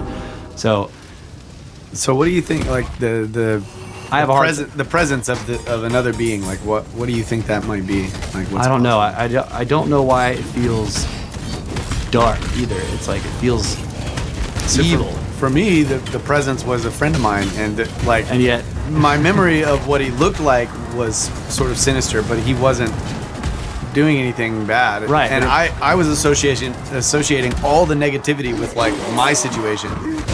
I'm trying to like communicate with this thing, like help me. Right. You know, like I'm stuck and all this kind of stuff. That's what I was trying. I meant to say. My first experience was the same sort of thing. I could tell that my friend was out there in the apartment, and I wanted to call out to him because I'm like laying here on the floor and I can't move, and I have no idea why. I'm like, something's fucking wrong. Yeah, like, me too. I'm fucking paralyzed. I'm like laying here on the floor and I'm like, I can't say anything. And I did. Kind of like you, I passed back out, and then when I woke up, I could get, I woke up, and this is what was like. I woke up and I sat up and I'm like, and like, then I remember it. Yeah, man. I'm like, yeah. What the fuck? And then I go out into the apartment and it's just him, and I'm like, what? Where's the seance? Like, what the fuck? And he's like, what are you talking about? I was like, what? You having a party or something? What time is it? He's like, dude, you went to bed like 20 minutes ago. And there's no party. So I told him what happened. He was just like, all right, man. And he just went, like he just could not process any of it. He just like, it was John Anderson. Oh yeah. He just like, all right, bro. Okay, buddy. Yeah, okay, buddy. Yeah, and it actually happened to me many times in his apartment. Like this is why for a while I was wondering if there was something there that had latched on. You know what I'm saying? Because it was like I'd never had anything like this before ever. And I'd stayed at many people's houses. I never had any sleep paralysis, and then I stay at this apartment and whack. Like I get it multiple times there, and I've had it ever since. It's like I contracted it there, right? Something that whatever this dark presence is, like latched onto me there. The old hag, whatever it is, whatever this thing is. So this is the thing. Like for me, I had it that one time, and I've had The only thing I can remember even close to that is just being sort of on the verge of waking up from a dream where I can start to feel my body, but I can't move. But it's Yeah. always like I end up waking up and then I can move or whatever. For me, that's always like I can't move, but it's just really because I kind of like don't want to. You know, it's like I think I'm like I could move, but it'd be really hard. Yeah. I just kinda, like, don't want Or to. it's this sort of the other way around where I'm having the dream like I was saying before, and I'm really trying to do something in my dream, and my arm like sluggishly moves. That's barely, weird when it bleeds and that'll over. wake me up. Like you're having a fight or whatever, and you're like, yeah, you do some amazing move, but it's weak because you can kind of like have no strength behind anything. Yeah, I cannot punch in my dreams. I'm Yeah, the worst puncher. Yeah, some of my nightmares I can't run because I start floating. Or I become incredibly light. So like all of my running, I'm spending all this time trying to grab onto the ground to get some friction so that I can push off of it. It's just like incredibly annoying. But And I've also had like sort of a fight scenario where the person I'm fighting is moving even slower than me. Yeah. Like they're barely Right. like if they were walking, I can barely notice that they're walking, but they're in motion, and I'm like climbing on them and beating on them you're and doing beating all on this it, but stuff. it's all weak. Yeah, right? it's Yeah. like real slow. Yeah, slow and weak. Yeah. But anyway, it's like where were we fighting going? underwater. Okay, so you I've- had it once, and then it just started happening to you after that. I've had it once, and it's never really happened again. Oh, okay. So- You've never had it after that, No, I had it the one time, but I would not sleep in that room anymore right? after that. See, so you connected it to a place, and Yeah, I was just like, nope, not sleeping in there. And most people connect it to. In other words, they don't think of it as being like something was wrong with me. It just freaked me out when I found out the guy was not actually in there. I was like, well, then who the fuck? Then Right. who was guy? Yeah. That's right. Well, And he was kind of a fat guy, and I was just like, then who was fat guy? yeah. That's right. Yeah. So anyway, So I've kind of gone through a bunch of people's experiences who are purposefully inducing OBEs. Okay, so like the thing that fascinated me about this is when I started to look at out-of-body experiences. So the way people do it is you go to sleep, and then you become lucid, and then you leave your body. Okay. In other words, you become lucid in your dream. So now you're aware you're dreaming, right? You're like, okay, I'm dreaming, I'm asleep. I'm actually asleep on the bed. And in some sense, I've experienced this very briefly. I've never been able to maintain lucidity. But people who can do lucid dreaming, they say that like you become aware of your body in the bed. But you're still in the dream world, and there's this kind of like compartmentalization or separation because like you start focusing on it too much, you suddenly get out of the dream and you're just a guy in the bed, right? So there's this double awareness of like I'm actually laying in my bed and I can feel that, but I'm also here in this dream world that I can manipulate however I want.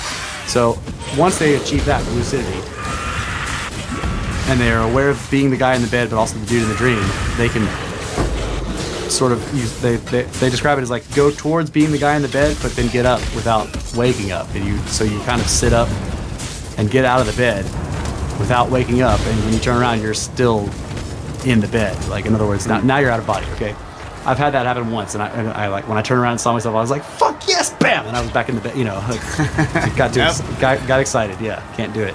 But the buzzing is part of this every time, right? So they that weird, the shocking sensation, this is that is part of this process, whatever that is.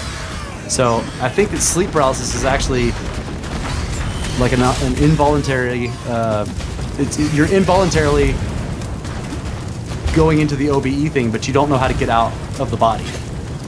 oh, Right? The body is supposed. The reason why everything feels heavy and you're kind of stuck is because you're supposed to kind of and come out. And like the one time that I did it, it felt like sleep paralysis, but I was not trying to move my body. I was trying to get out of it, and I went boom, and it was like, you know, it was like it was sudden, and I was like, whoa, what? And I turned around and I was still in there. I was like, holy shit, wham! And I ruined it. But so, and I haven't had sleep paralysis recently, but I keep thinking like, if I can remember, it's hard to remember because you know you wake up from a dream and you're all terrified and shit. But if I can remember this. And if I wake up into sleep paralysis and the buzzing is happening and everything, I could be like, okay, this is actually OBE, and then try to move without moving my body. But this is what I'm saying. what if the being that's with you? There's always a guardian. Oh, well, I was just going to say, what if the being that's there is actually your consciousness that you're not able to be lucid in? Why am I so fucking sinister? You're just scared. I'm looming behind myself like, You're just afraid of the thing because in your. But what about the old hag? Like, people experience it as this nasty. Yeah, that's what I'm saying. Like but see, that's all like your concepts of this thing that you don't actually know or Right. understand. So just an idea that like that thing is actually your full, like, free, lucid consciousness. Okay. So but you're not able to get out of the body that's state. that's really possibly what you're talking about, is higher self stuff. Yeah, and so the other entity is there, and it's sort of like, just it's not active. You're like, what? Okay, other me. Why did you look like the fat guy? But it's like it's like a sort of knowing or whatever awareness, but you're not. Then You're maybe separated it's from it. scary because it's another being that Well- seems to be like on you. or just because it's vast. That's what I mean. Like Yeah. it's you're still stuck in the body state. Of, So this is what I was getting at. consciousness, and When I went through all these people's experiences with OBEs. wait, let me just say. Sorry, it just occurred to me, like, if you could become consciously aware of the entirety of your subconscious, or your entire Self, self. yeah, you might be freaked out. Right. You might think 'Cause that you'd be- thing's you'd be sinister. tiny Or, thing to that, yeah. so anyway, Thing following me around everywhere. yeah. Yeah. So I am he. Yeah. Ignore me. Just pay no attention to the giant entity floating behind you. doing it all the time. Been here your whole life. Anyway, go ahead. People who do this, or who are able to do it regularly or whatever, always say Keep your life to your own. that there's they call it a guardian or whatever, but there's something there when you first come out of your body. It's there, and it manifests in any number of ways, and it's different for the experiencer. Like, one guy experienced it as large glowing spiders on his wall. I mean, the huge ones, like, there's the sizes of dogs and cats, and of course that's terrifying, right? You like imagine that you come into the sleep paralysis state, and then you get out of your body, and there are these gigantic glowing spiders on your wall, and they start crawling towards you or whatever. And the first time it happened to him, he flipped out, and like, before he went back into his body, woke up and they weren't there. But then he's like, but maybe they really are still there, and then he couldn't sleep in his bedroom for weeks after that because he's thinking about glowing spiders. But the point is that they're harmless, but they're okay. And I don't know this, but this is the idea that I got. They're harmless, but their point is to terrify you, because that's the first test. Okay, so a buddy of mine has a little girl, daughter, and he was telling me that they were all hanging out in the bedroom, him and his wife and their daughter, and she was just like, "Mom, there's like giant ants like climbing on the wall." She was seeing like these ants, and they're like, "What?" She's like, "Yeah, they're on the wall." And then she started freaking out. She's like, "There's one on you! There's one on you!" It was climbing up her leg, and she like point right at it like it's an ant. Yeah. And they were like, "No, it's okay. There's nothing there," and all this Bullshit. stuff. But we talked about it, and he was saying like, "Yeah, I was trying to calm her down. Like, they're not gonna hurt you. It's okay." Blah blah blah. Right, don't tell him it's not there. Just be like, yeah. But yeah, he may not have. I can't remember exactly what he said, but we were talking about the possibility that they really were there. Yeah. And it was just something that she can see it she can see as a child. because she's still partially over there. Yeah, or yeah, That's that. I or just heard- hasn't completely integrated. That's what I mean. denied all. Well, like there's something about, okay, so why can small children see spirits or whatever? It's because Yeah, they're closer to that world. they just being came from there. completely in that world Right. than we are. Right. They haven't fully integrated into the material yet. Yeah. So like, I have to go OBE to see these things or whatever, and then so if you become OBE, you basically are a spirit, right? And yet the whole time you're fighting the pull, because there's a pull, your physical body, and when you read people they're going out and they're exploring vastness of space, and they're changing levels and interacting with entities, but the whole time there's this sensation of being a body lying in a bed in some incredible distant place, right? But you're connected to it. It can be all the way across the universe, but it's also right there. So I wonder if that's what, like, newborns feel the other way around. Yeah. Like they're here, but there's this some pull. massive pull, and it takes them years to get over it. Right. That's why they're like. That's just crazy.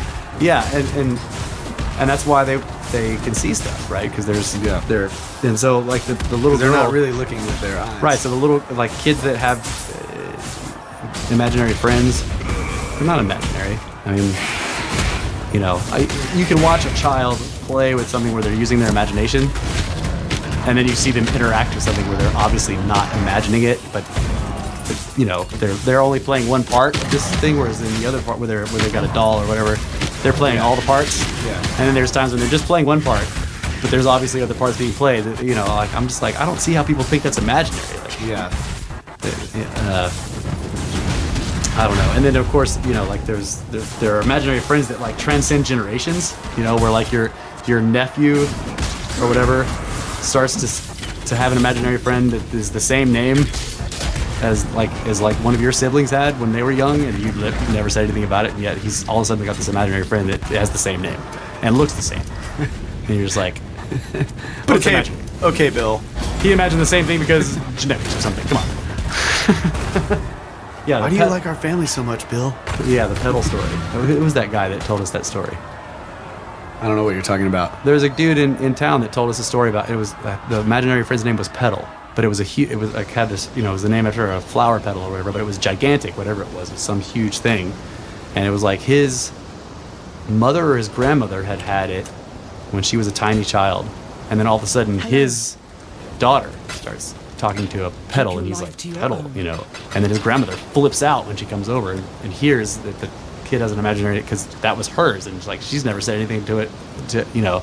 What, you know these people? I don't. Yeah, it was the like you introduced me to him. He's a big dude. He liked to talk about paranormal stuff. Like he would come over to the grotto and hang out with us. He has the ranch that we were supposed to go out to one time that we haven't been able to get a hold of him to go out. Oh yeah. Okay. Yeah, I know what you're talking about. The pedal story. I've never forgotten it because it was. Man, like, that's wild. Yeah, imaginary friends are not.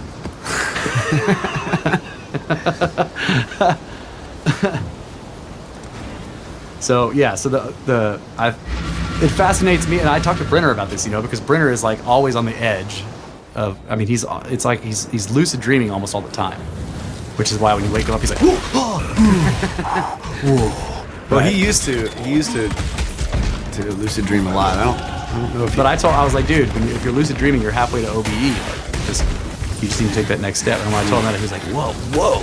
Right? I don't know if he's worked on it or whatever, but I told him that. I was like, so you get that lucidity, and you can, you know, you just got to make the choice now. Like now, instead of like changing the dream and flying around and like, you know, whatever, instead be like, okay, now I want to get into the real world, like get up without waking up, and you'll feel the same buzzing, weird. The buzzing stops when you pull out of your body, and you know, it's like. You snap out of it, and that stops. Everything goes smooth. The buzzing is some like frequency activated like disconnection, something happening there, which is interesting. Bad connection, right? Which is interesting too, because the same buzzing is reported in lots of paranormal experiences in the waking up. So a UFO experience, like people will say, we were walking through the woods, whatever, everything went quiet, and there was this weird buzzing noise, and then we saw a UFO, we saw Bigfoot, or whatever. So it's like,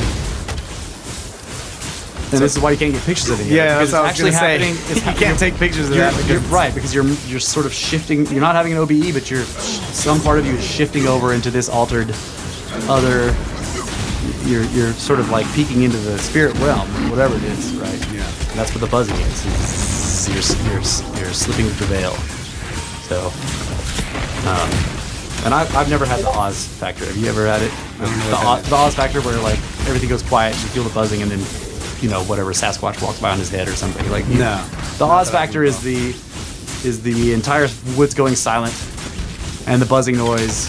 You know, they call that Oz factor because after that, strange shit starts to happen, and like those are the hallmarks of it. Nope. All the strange shit that ever happened to me just happened. Yeah, so you're like, no, it was not in the spirit realm. It was real. No buzzing sound. I just didn't have the Oz factor, I guess, or maybe I wasn't paying attention. I felt buzzing during some of your things, like when you were a kid. some of the stuff you would do, I would feel Okay, now otherworldly crap going on. Like when you would go into one of the quote-unquote I don't know. fevers. Yeah, I can't say that I remember it being a buzzing thing, but there was always like a very specific sort of environmental something that Right. was the same every time I was having like a hallucination as a child or whatever. I would wake up in the middle of the night and there would just be this. Everything was a certain. Yeah. There was just this certain environmental. Right, and you associate it with fevers. I don't know if it was. No, I'm just saying, not necessarily Like, a 'cause, buzzing you know, or a fever, you can sound. tell or- you're like I'm feverish because everything feels gigantic and really small and far away and close. There was that, but I mean, in terms of like a sound or buzzing or a color, there were environmental factors that were very pronounced. specific Yeah. to whenever I was in that state, and so I would know, like the moment if I woke up, Yeah. I would just be like, yeah, here we go. I better get up and go crawl off somewhere in a weird place and try Right. to do something strange. Well, yeah, and we better take a break because it is time for that. So, All right. we will come back for the last segment of the show in a bit. Snakes.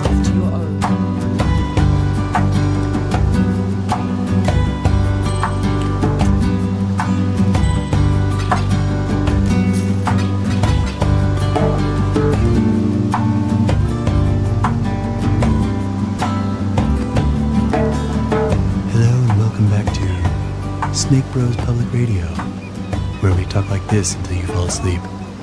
Every time. It's publicly paid for. Ha ha ha ha ha. That's a great joke.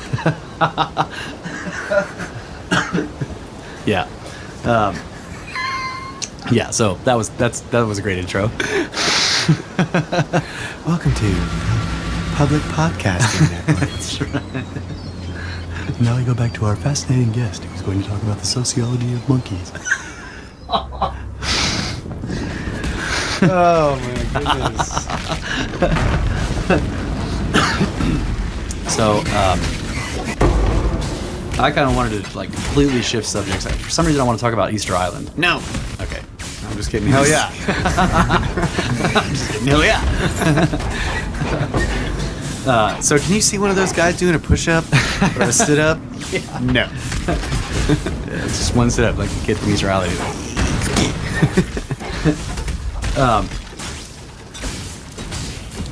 You know, if you look at those faces and you realize that they have beards, it changes everything. Why? Because like they look very strange and alien. They've got these gigantic square jaws, but if you realize that they're just bearded, Yeah. I'm serious. Like, look at it and be like, "Oh, that's a beard." Oh, and then suddenly you can see the face. It's like it changes it completely. Looks like Daniel Phillips.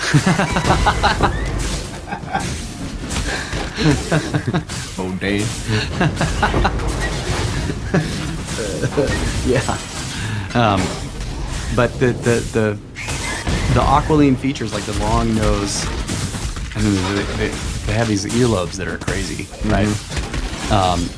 And then the beard. You see the same thing at Tiwanaku in Peru, or on the Peru-Brazil border. The bearded god, the Viracocha, like he's got this beard, and he's got the same sort of like long straight nose, the long earlobes, and he's got this just massive, like biker beard, but it's square and it's curly. You can see that they show you the curlies or whatever, but the thing that bothers me about Easter Island is the conventional timeline. Okay, so let's talk about that. And I'll try to put some of this in the show notes if I can find them on my computer. I've got a lot of old sketches from some of the first visitors, from the first European visitors to Easter Island. So this would be in the 1500s, I think, 15 or 1600s when they first found it. I think that's when it was. But anyway, when Europeans first found it, of course, so they would go and they're of course marveling at like all these giant heads all over the island, right? And you're in the middle of nowhere in the Pacific. I thought they were trying to say that the people who constructed all of them came over there in canoes in the 1500s or before that or something. Yeah, so it's very close. Like the idea is that they did all that in 100 years. the islanders show up and they may have shown up, several centuries before, but at some point, about 100 years before Europeans find it, they do all the statue building. And in the process, they cut down all the trees on the island, which is why it doesn't have any trees now. And then bury all the statues with the scree off the mountain. Yeah, so yeah, of course they did. Right. So what I'm getting at, is exactly that. I've got all these sketches from various, I guess they called them at the time, they called them antiquarians. There was no archaeologists back then. There were people, they were members of the, they were philosophers. Okay, they were pre-scientists, but they're interested in this stuff, and they would do these really detailed sketches of the island. And if you look at those sketches, and then you compare them to like photos now of the island, you can find the same spot. You can find a photo of the same spot because there's signature places where you're like, wow, that's amazing. They would sketch it. And the same places people are like, wow, that's amazing. They take a picture now, so you can find almost exactly, and they look exactly the same.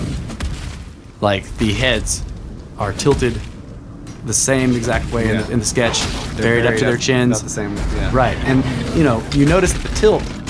The ones that are tilted and buried, they're tilted because you get the idea that they're tilted because there's been this long, slow mudslide that's been slowly burying them, and it kind of starts to push them over, but it holds them up at the same time. Right. So you get this head that's got a crazy, a 30 or 40 degree tilt. Like he's leaning at you, going, "What do you say, guy?" Yeah. He's like, "What's up, guy?" You know what I'm saying, guy? So they aren't just heads. Most people know this now, but they have complete bodies all the way down to the feet. Yeah.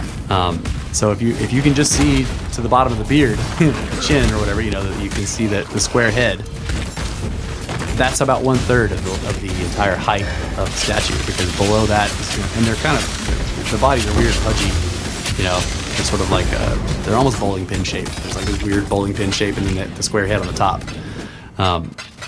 But so all that would be buried underneath. So that's 30 feet, 30 or 40 feet of sediment. And because they're just kind of tilted, that it was a slow roll. The sediment it wasn't catastrophic. If it was catastrophic, they'd be under the sediment, buried. It would have knocked them over. Right, but sketches from the 1600s of Right. matching photos taken in modern times. Right, so the idea that all of these statues were put up in the century or two before Europeans found the island. And that all that sediment came down Within those 100 years, yeah. Because since the photos from the Europeans first finding it, or the sketches and the photos now are identical, that means that all that sediment, they were buried up to their chins in 100 years or so, and then in the 500 years since then, nothing has happened. No sediment has moved at all. That's just... And they were buried that quickly without knocking them down all over. And then nothing happened. Right. So 100 years, buried up to their chins, 500 years, nothing. Yeah. Even though that supposedly the islanders who were making all the statues, right, because the idea of how they moved them is that they carved them out of the mountain and then they rolled them on tree logs, and in the process cut down every fucking tree on the island. Right, but they don't have any logs as evidence that they rolled them on tree logs, right? And there's no trees, but there are no trees on the island, and people are, so they're like, oh yeah, they destroyed the climate of the island. They completely destroyed the ecosystem by cutting down all the trees, and of course now the trees can't grow, and so and when they were done building it, they took all the logs that they'd made and they made rafts and they left. Right. Or the logs fragmented because the heads are too fucking heavy to roll them, right? And so they got mad and made bonfires. But yeah, so there aren't any trees now. This is true. Right.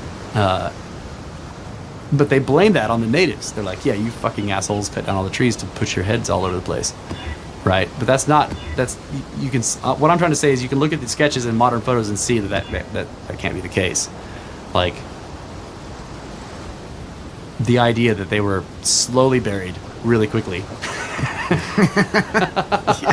and then nothing happened in the intervening 500 years is just ridiculous. So that opens the question of what's really going on there. Like, how old are these things? Who really put them up? Because the quote unquote natives, the people that the people that are there that are non-European, they, number one, don't claim to be native, and number two, don't really claim to have built the statues.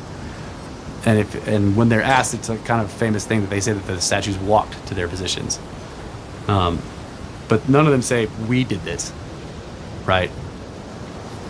Oh, well, okay. I should revise that. They do claim to have done some of them, but the ones that they claim to have done, they are made out of a different rock. They're cut out of a kind of a soft, sort of porous volcanic, right? It's cut out of this volcanic stuff that's kind of easy to cut. It's softer than limestone. It's like almost a pumice that's up on the side of the mountain. The old ones are made out of basalt, which is harder than steel. Okay, so when Robert Schoch went to the island, he noticed that. He was like, okay, so those heads are made of basalt, and then these over here are made of this soft volcanic stone. They have visually they have the same level of erosion, like just even the rain and water and sea spray and stuff like that. But that soft stuff erodes incredibly quickly.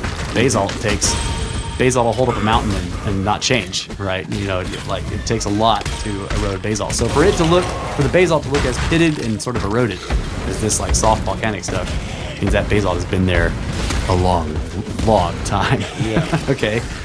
And he also noticed that there's one place where most of the statues, there's hundreds of them, most of them face the caldera. They all, wherever they are on the island, are looking inwards towards the same spot, towards the volcano. Right. But there's like 7, I think it's 7, or maybe it's 11 or whatever, but there's a group of them all in a line that face out to sea. Right. And they're standing on a platform. So they're not buried, so you can see their full bodies because they're actually lifted up off the ground and they're standing on a stone platform. But if you carefully get some pictures of that platform, and you guys can do this, look it up, and you'll see it's easy to find because there's kind of a signature thing. They're all in a row and they're standing on a stone platform. Kind of zoom in and look at that stone platform and really carefully look at both sides of it, and you'll see that one of the big blocks in the platform is a fucking head. Okay. It's a very old basalt head. It's laid over on its side. So somebody used an even older head to build the platform that these heads are standing on. So that implies that shit's been moved around since they were put in place. Or like somebody used that to repair the wall or something. Right, but it's... So that's happening in like Baalbek. There's the whole thing where they're using like column drums. Yeah. To repair certain parts of the wall, and they're like, oh, that means... Yeah, so I guess maybe that's... I think Robert Schoch was implying that, like, to him, the structure of the wall looked like you couldn't put that head in there without having the statues off the platform. Oh, okay, I see. Right. Because it's not... I mean, it's just, there's not much... Like, so if you pull that head out, the whole thing would start collapsing, and so you would have to move the statues off. So the idea is that the platform was built and that head was put in there, and it's a broken one. It's not the whole thing. You can just see kind of the brow and the nose laid over on its side. Very, very eroded though. It's like it's all worn. Is it worn on its side or is it worn from the vertical? Since it's basalt, you can't tell. It's like the basalt just wears it gets pits in it and stuff, so it just starts to smooth over. But yeah, I don't think there's I don't know. Not like a water erosion pattern, which would be vertical. Right, but like think of Stone Mountain. It has 0 vertical. The water erosion on that kind of rock just sort of kind of pits it and kind of it doesn't wear channels into it. It's too. It doesn't, because of the structure. I guess it doesn't work that way. The granite, all the crystals and everything. It just water will run off of it and not cut things in it, but it will eat it away. Yeah. Right. So that's what it looks like. It kind of looks. It looks very old with that kind of erosion. There's no channels and stuff. But that does imply that people have shifted stuff around, right? You're using a piece of an old head to build a platform to put other heads on, and where did you get those heads? Like, did you make them or did they come from somewhere else? And some of these have the weird red things on top of them. Yeah, the hats. Right, which I can't remember who's for. They're man buns. Yeah. That tie their hair up. Red hair. Yeah. So it's like they're the red. I mean, Viracocha was also like redheaded. And a lot of these ancient beings are said to have red curly hair or whatever. So and the Lovelock Cave guys, the ancient giants, or red hair. And then the longheads that are found in Paracas in Peru, they have their bodies, the remnants, the mummies or whatever. There's still bits of red braids. They had red hair. So what do you think? I mean, we were fucking ruled by gingers? I know the there's some legend or whatever saying that was the burial place of the gods or what. Right. So the island was the like the tomb of the kings or the tomb of the gods or whatever. So each statue is an individual, sort of like the terracotta soldiers. Each one has a representation of a person who used to be a real person, like right. So each one of these heads, and they're not cookie cutter. Like when you look at them, you can see that they have differences. And a lot of times it'll be in some of the endorments, which are really hard to see in photos, but because they're so worn. But they've got belts with buckles, and there's shit hanging off the belts and stuff. Yeah, it's weird how they have that. There's like the belt, and then there's like a pelt that hangs from it, so you can see like the tail. Right, and but it's not a butt flap; it's just a pelt. Right, it's a pelt hanging down, and they're like, isn't that in Easter Island? There's some of them that have that, or the Easter Island has it, and Göbekli Tepe has it. Right. Yeah. Those pillars, like the guy has the belt, his hands come around the pillar in the same way, and there's the pelt that's hanging down. The hands sort of come around and like kind of grasp the belly just above the belt buckle, and they have the long, weird, they're like elongated, thin fingers. It's very like, I don't know. When you look at the Easter Island statues, like look carefully at their bellies, and you'll see their fingers are just really weird looking. And then go look at the Göbekli Tepe T-pillars, and I'll try to put this in the show notes. Like I've got pictures of all this. The T-pillars also are like, anthropic. They represent a person. Right. The big ones do anyway. So that if you think of the T shape, the head is kind of the top of it, and it's weird because it's really stylized. The narrow side is like the forward face of that. The face would be on the front narrow edge. Yeah. So the big flat parts of the pillar are the sides of the guy. So he's got one arm coming down each side of the T, and they kind of wrap around the front of the narrow pillar, and you see these long, thin, fucking weird looking fingers. But they're in the same exact like position, basically. Yeah. A weird, like standing sort of, with the like holding the belly or whatever, just above this belt buckle. It's the same shape. It's got the H sort of thing. It's a weird H. Or they have a pelt hanging off of it or something. Yes, there's a pelt, and there's some other tool on the other side. So how is that? Like, how do you have the most remote island in the world in the Pacific connected with like this place on the other side of the planet in Turkey? Yeah, that's. And they're like the styles, on one there are these humongous, like stylized sculptures of people, but they're recognizably people. On the other one, you see they're T's, they're structural things. But then when you get close, you're like, wait, this is a person. Yeah. And they have the same hands, the same belts, the same buckle, the same position. I cannot do this yet. Right. That's just the easiest position to carve someone in. Yes. The beaver explanation. Yeah. when ancient humans carved people, they carved them in this position. That's right. It's easy. The easiest place to put their hands was on their belly, right above their belt. And it was just easier to give them long, weird fingers instead of actually trying to carve real fingers. And everybody had H belts. Yes, like seriously, everybody who's anybody had 12,000 years ago. Right. That's the other thing. Is it Easter Island is like 1400s, and Göbekli Tepe is like 10,000 BC or whatever. Yeah. So So what do you think? there's a little bit of a time problem there. What do you think is the deal? Well, obviously the Easter Island guys were copying the Göbekli Tepe people, right?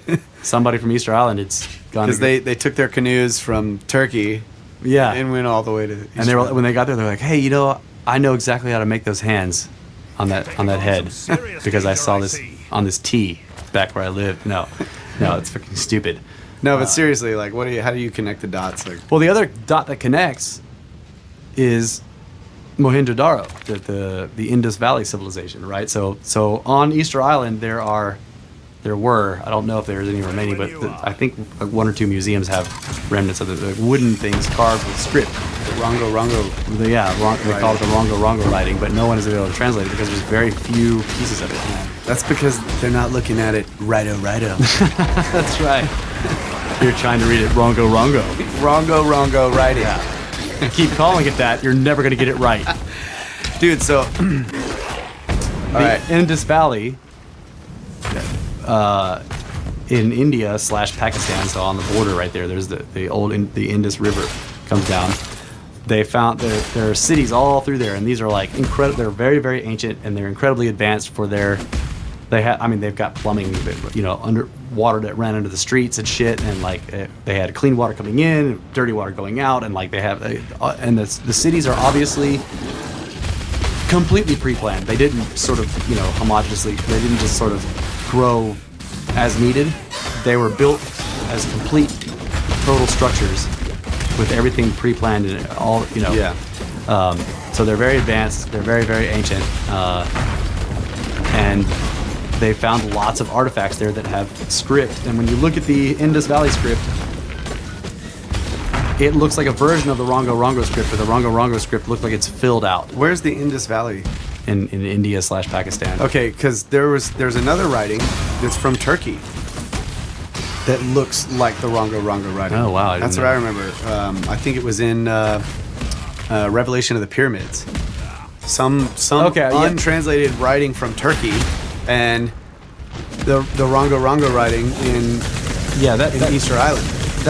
They look the same, but like one of them looks like outlines around the structure, And the other one is just the lines. Right. The one from Mohenjo-Daro is just lines, and then the Rongo Right. Rongo stuff is like they're filled out. Right, so you could like take the Rongo Rongo writing, one of the symbols, and stick put it- it over the symbol, and it would be like an outline around this. Right, and it's the characters are all mostly they look like human figures doing Right. various like Like semaphores. shaman guy with Yeah, his arms and it's like elbows they're out. doing semaphores. Like it's like a sign language. You're just writing it down. Like left. But right. dude, I'm gonna have to look this up Ninjas. because if it really is from Turkey, that other one, That's crazy, yeah.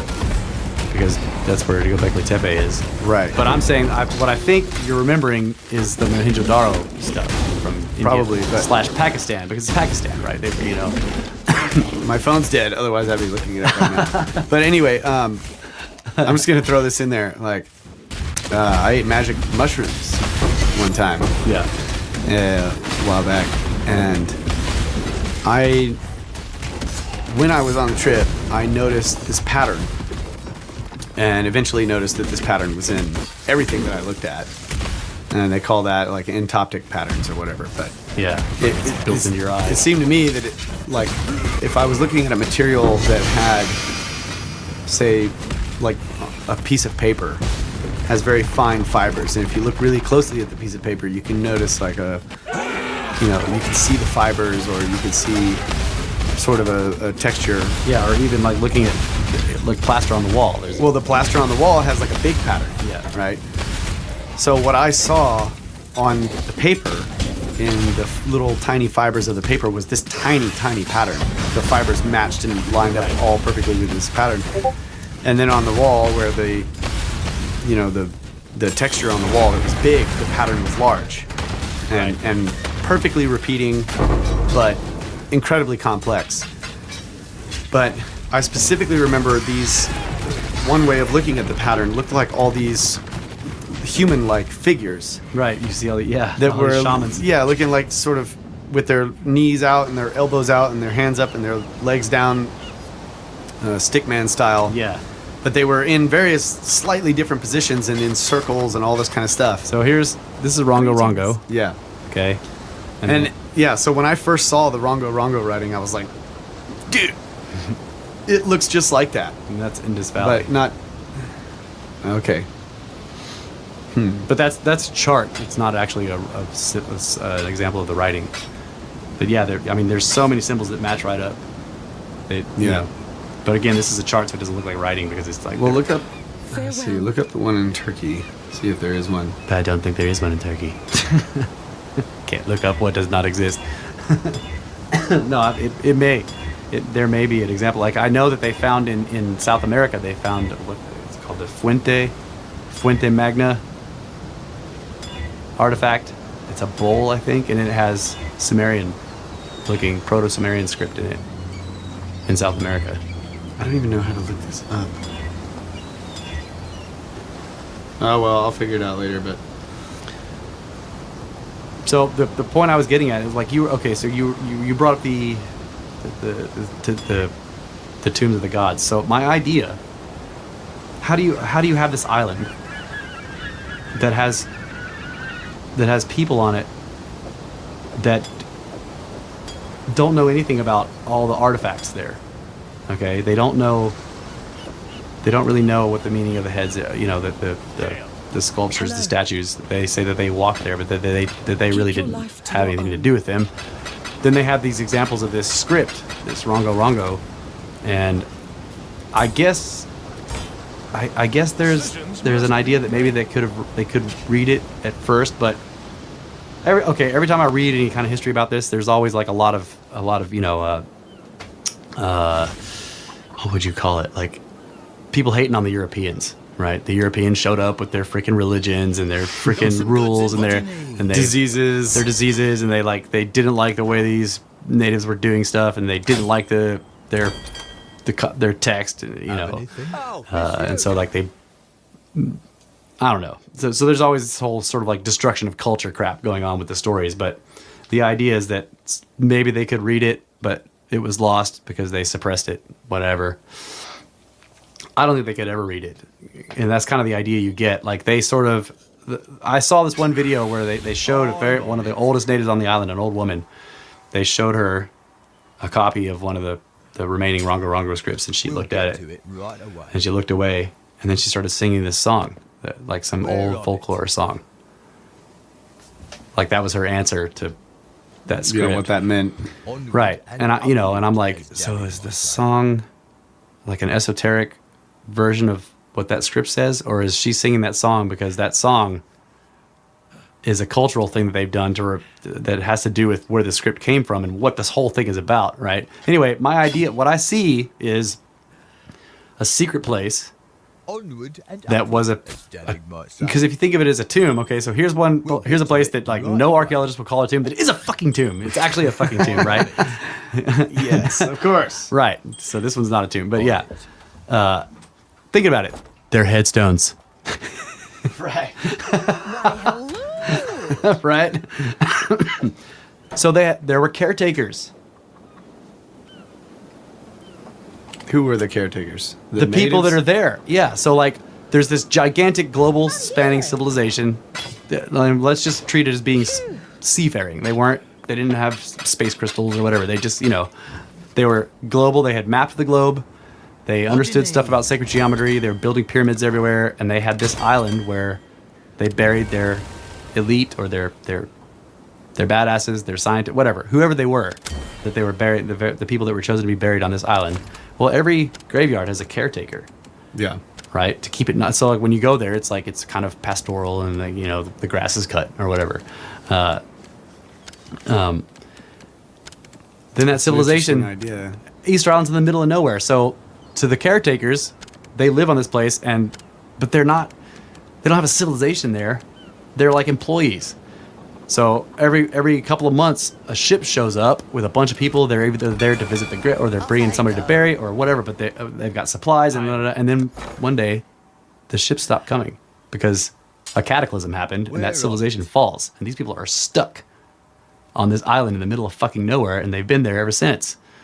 And they have all this stuff around them that they start to forget what it means because they don't really have the tools to have a civilization there. There aren't enough of them, and there isn't enough stuff. Man, that's freaking crazy. You see what I'm saying? Yeah. This is why I think they put the statues looking out to sea. Because they're waiting, even like generations down, they don't even know what for, but they're waiting for something to come from the ocean. Like there's something supposed to come that hasn't. So what happened? Then the Europeans showed up and they were like, "Oh, thank God!" And then a little while later, they're like, "Crap, these aren't the right dudes." Ask you, yeah. Just like what happened in South America, it's like these aren't the right people, but somebody shows up and they're waiting for this, and so they've got these, once again, the promise to return. Right. But in this case, the promise to return didn't come from gods; it just came from the other people in the civilization, right? So these guys, think of it like this. It's a gas station in the middle of nowhere in the desert. And the gas station has a staff, a couple of employees or whatever, right? And cars come every once in a while, one or two a day, maybe 5 or 6 or whatever, coming across this long desert road in the outback of Australia. And then civilization falls, and these guys are stuck at that fucking gas station, and no cars come. And they have kids, and those kids have kids. and they're all living around this gas station, and sort of it's crumbling, and they're trying to keep it together, and they don't really remember what it was for, right? And then eventually, like thousands of years later, civilization builds back up, and somebody shows up, and like there's all this weird crap going on there, but it was just a gas station. They were employees. These So are the you- descendants of the employees that got left there. So you don't think the whole story about the people that were there actually went across in canoes Nah. across the Pacific? No, I mean, I do think that happens, but in this case, it just to So me, where did they get that idea? They just because they had to get them there somehow. It's in the middle of the Pacific. It's like the Easter Island is the most distant piece of land from every other piece of land in the world. Right. It's 2,000 miles from everywhere. It's like so they had to figure out some. So when you show up and there's people there, and they're primitive or whatever, you think they're primitive, and you believe that there has never been anything advanced in the past, more advanced than you are now. You've got to get primitive people to this island somehow. So you're like, well, it was an accident. They like got into this giant canoe, and then like they got swept out to sea, and then it sucked, and they were all starving and stuff, and then they found an island in the middle of nowhere, and they've been there ever since. Like, it's just. It's a story of necessity, because you've got to have a story of how these people got to yeah, this most how did remote they place. pinpoint? I mean, I know this is probably beating a dead horse, but how did they pinpoint the time that because they were like, oh yeah, they came over there like certain hundreds of years ago at this time. How do they know that, and or how did they come up with that? I mean, there is no. It's all theory. It's all. It's not even theory, dude. It's like wild speculation, because I mean, you know, it's the same thing as like what happened at Gunung Padang. Like you've got this mountain, and on top of it are all these weird, you know, these it's obviously some kind of monumental site made out of the columnar basalt that happens from lava hitting ocean water. And there's this weird structure built up there, and they've just assumed that it's 2,000 years old. You know, they're like, well, it's about 2,000 years old, because, you know, that's how that stuff is. Stuff like that is 2,000 years old. Because that's when people were building stuff like that. Now later they went and did some, you know, they went up there and dug a kind of a square pit in the top. They went down a meter or two, and they claimed that they did some carbon dating on whatever organics they found a meter down. And they were like, yeah, so it came out to be 2,000 years old or 2,500 years old or whatever we already thought, right? So they're like, so we were right. So they left, and then the geologist gets up there and he's like, that's not a fucking mountain. Somebody built this. And then he like does a core sample and gets dates, finds that there's structure all the way down, and gets like 25 to 30,000 years at the bottom of it. So it's like there's merit in their guesses, but they miss almost everything. You see what I'm saying? Like there's merit in the guess of 2,000 years. They're doing that by what do you call it? Contextual dating. Yes, they're contextually dating. They're like, okay, so there's this kind of monumental looking crap, and it's, and because of other stuff around here that we've also dated it or whatever, we know that it's about from this period, and it was done probably by this culture who kind of did this kind of stuff, right? So they just throw 2,000 years at it, but they missed everything about that site. Like they're like, so they were right about the date or close to it. Now on Easter Island, they're giving a date here, but it has no context because it's in the fucking middle in the Pacific. There is no context to date any of this, right?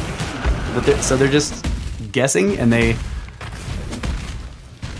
guessing, and how in a lot ways of it, that it fits their. a lot of it has to do with when Europeans show up, because like with their story,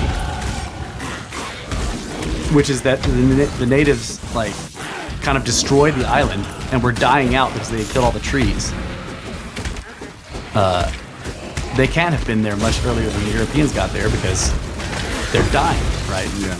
The island does not sustain people, really, in its current state. But it does. It does sustain people. It just like you can't do like, okay, they don't have any cattle. There's no Right. But they fish, obviously. They live off the ocean, but you can't really do any agriculture, and, Right. But I think the other idea is that, like, so when was the last time this volcano went off? Has it been active? Right? But I don't think it's been active that recently. It can't have been active that recently, and obviously it's never been active since the heads were put up. Otherwise, they would all be buried under the lava. But all the material of the mountain is sort of flowing down off of it into the ocean slowly because the trees are all gone. But where did all that material come from? That mountain probably should just kind of be a rock in the water. Well, it's like scraped from the mountain, right? I mean, Yeah, but there's like soil and plants. You know, there is plants, but it's like if you look at it on Google Earth, it's mostly grasses. Right. There's like grasses, and so it's kind of like dirt that's been caught in the mountain. It's like, you know, but there's a lot of it. Enough 30 feet to bury the statues in. why would you put your graveyard on a volcano? Because when it blows up, you go to space. Yeah. I don't know. I think we're talking about a pre-ice age thing here, Yeah. which means that if you look at the area, it's thinking the ocean is 400 feet lower. Suddenly, you're not looking at a little bitty island, but a gigantic landmass. I mean, not Have gigantic. they done like surveys in the ocean around it to see? I've got underwater pictures of Easter Island heads laying on the seafloor. So Yeah, that's freaking badass. yeah, like I got this badass picture of two divers taking a picture of it. It's like laying on the seafloor, and like I put a motto above it. It's like there's no such thing as out of place artifacts, only out of date theories. Yeah. So I think we can end with that note. Was that a note? Yeah, it was B flat. You can email us at brothersoftheserpent@gmail.com. You can go to the blog, which is still in its, kind of like beginning state. It's very Infancy. very plain. Yeah, it's its infancy, but it's a blog. Snake eggs. Snake eggs. Shit. Shut up. It's brothersoftheserpent.blogspot.com. You can leave comments there, and we will get them. And we can talk I shit. won't check that. He will if I'm like, dude, you gotta go read the comments. Yeah, that's true. So yeah, you can get a hold of us that way. We've like any questions you guys have, like anything that you think you would like to hear us discuss, like we'll totally do it. Or if you have any questions of any of the subjects we have talked about, or you want to tell us that we're completely fucking wrong on everything you've said, that's great. Yeah. We probably are. So so that's how you can get a hold of us there, and we will see you guys next time. Thanks. The snakes come out. Snake Mouse.